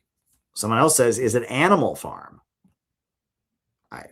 Maybe. I don't know. I don't generally think those kind of groups would get their knowledge from George Orwell, but who knows, right? I don't know. But yeah, I'm Googling it. The Google says it's like 1800 slang for a greedy or corrupt person. Okay, but I mean, it's not a general term for a police officer, right? That criminals used it for officers who took bribes or illicit gains, but they would use that for any corrupt person, right? So I don't know. I have a hard time with that, right?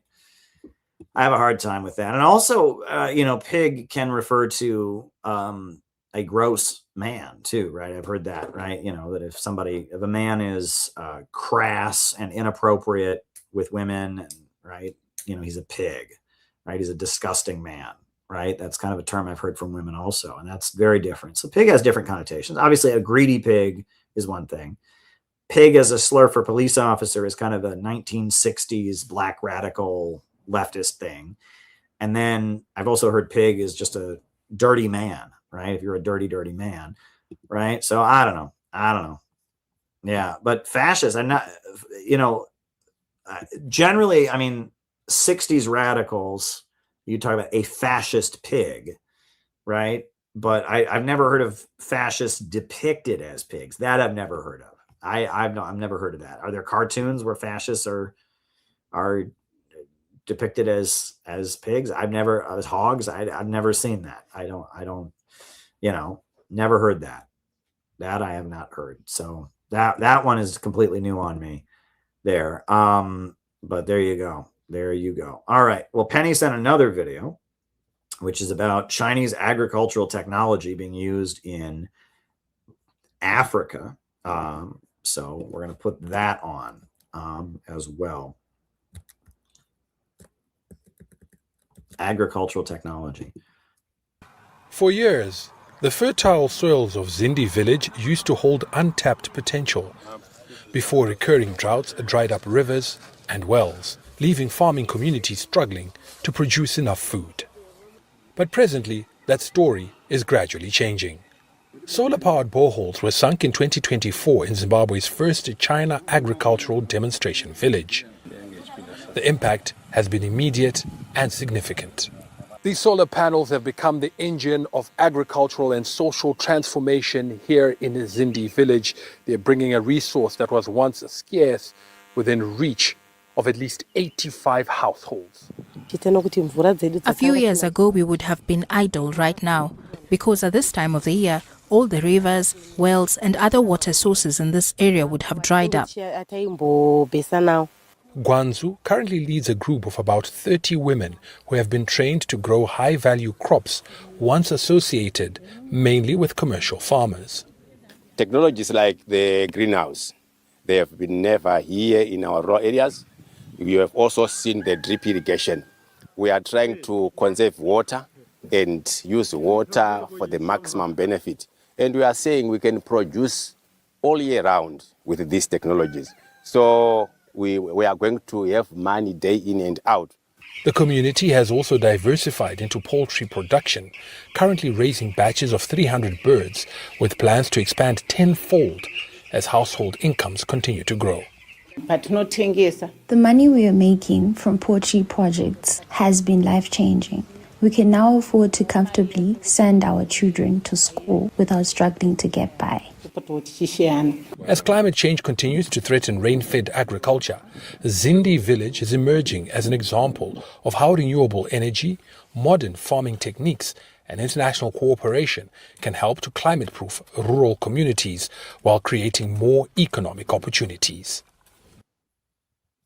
Yeah, that's great. I mean, China and Zimbabwe are very close. They use Chinese currency in Zimbabwe. And, I find Zimbabwe's history to be very inspiring, an anti-colonial revolution, everything. But anyway, thank you, Penny. Those were both great videos, and both, you emphasize the positive. That's one thing you do, Penny, that I really like, is you find news items around the world about positive things that are happening in the anti-imperialist countries, and you emphasize them. And I really appreciate that, because that's what we need people to hear. We need to emphasize the positive. That's the Wallace Wattles quote, right?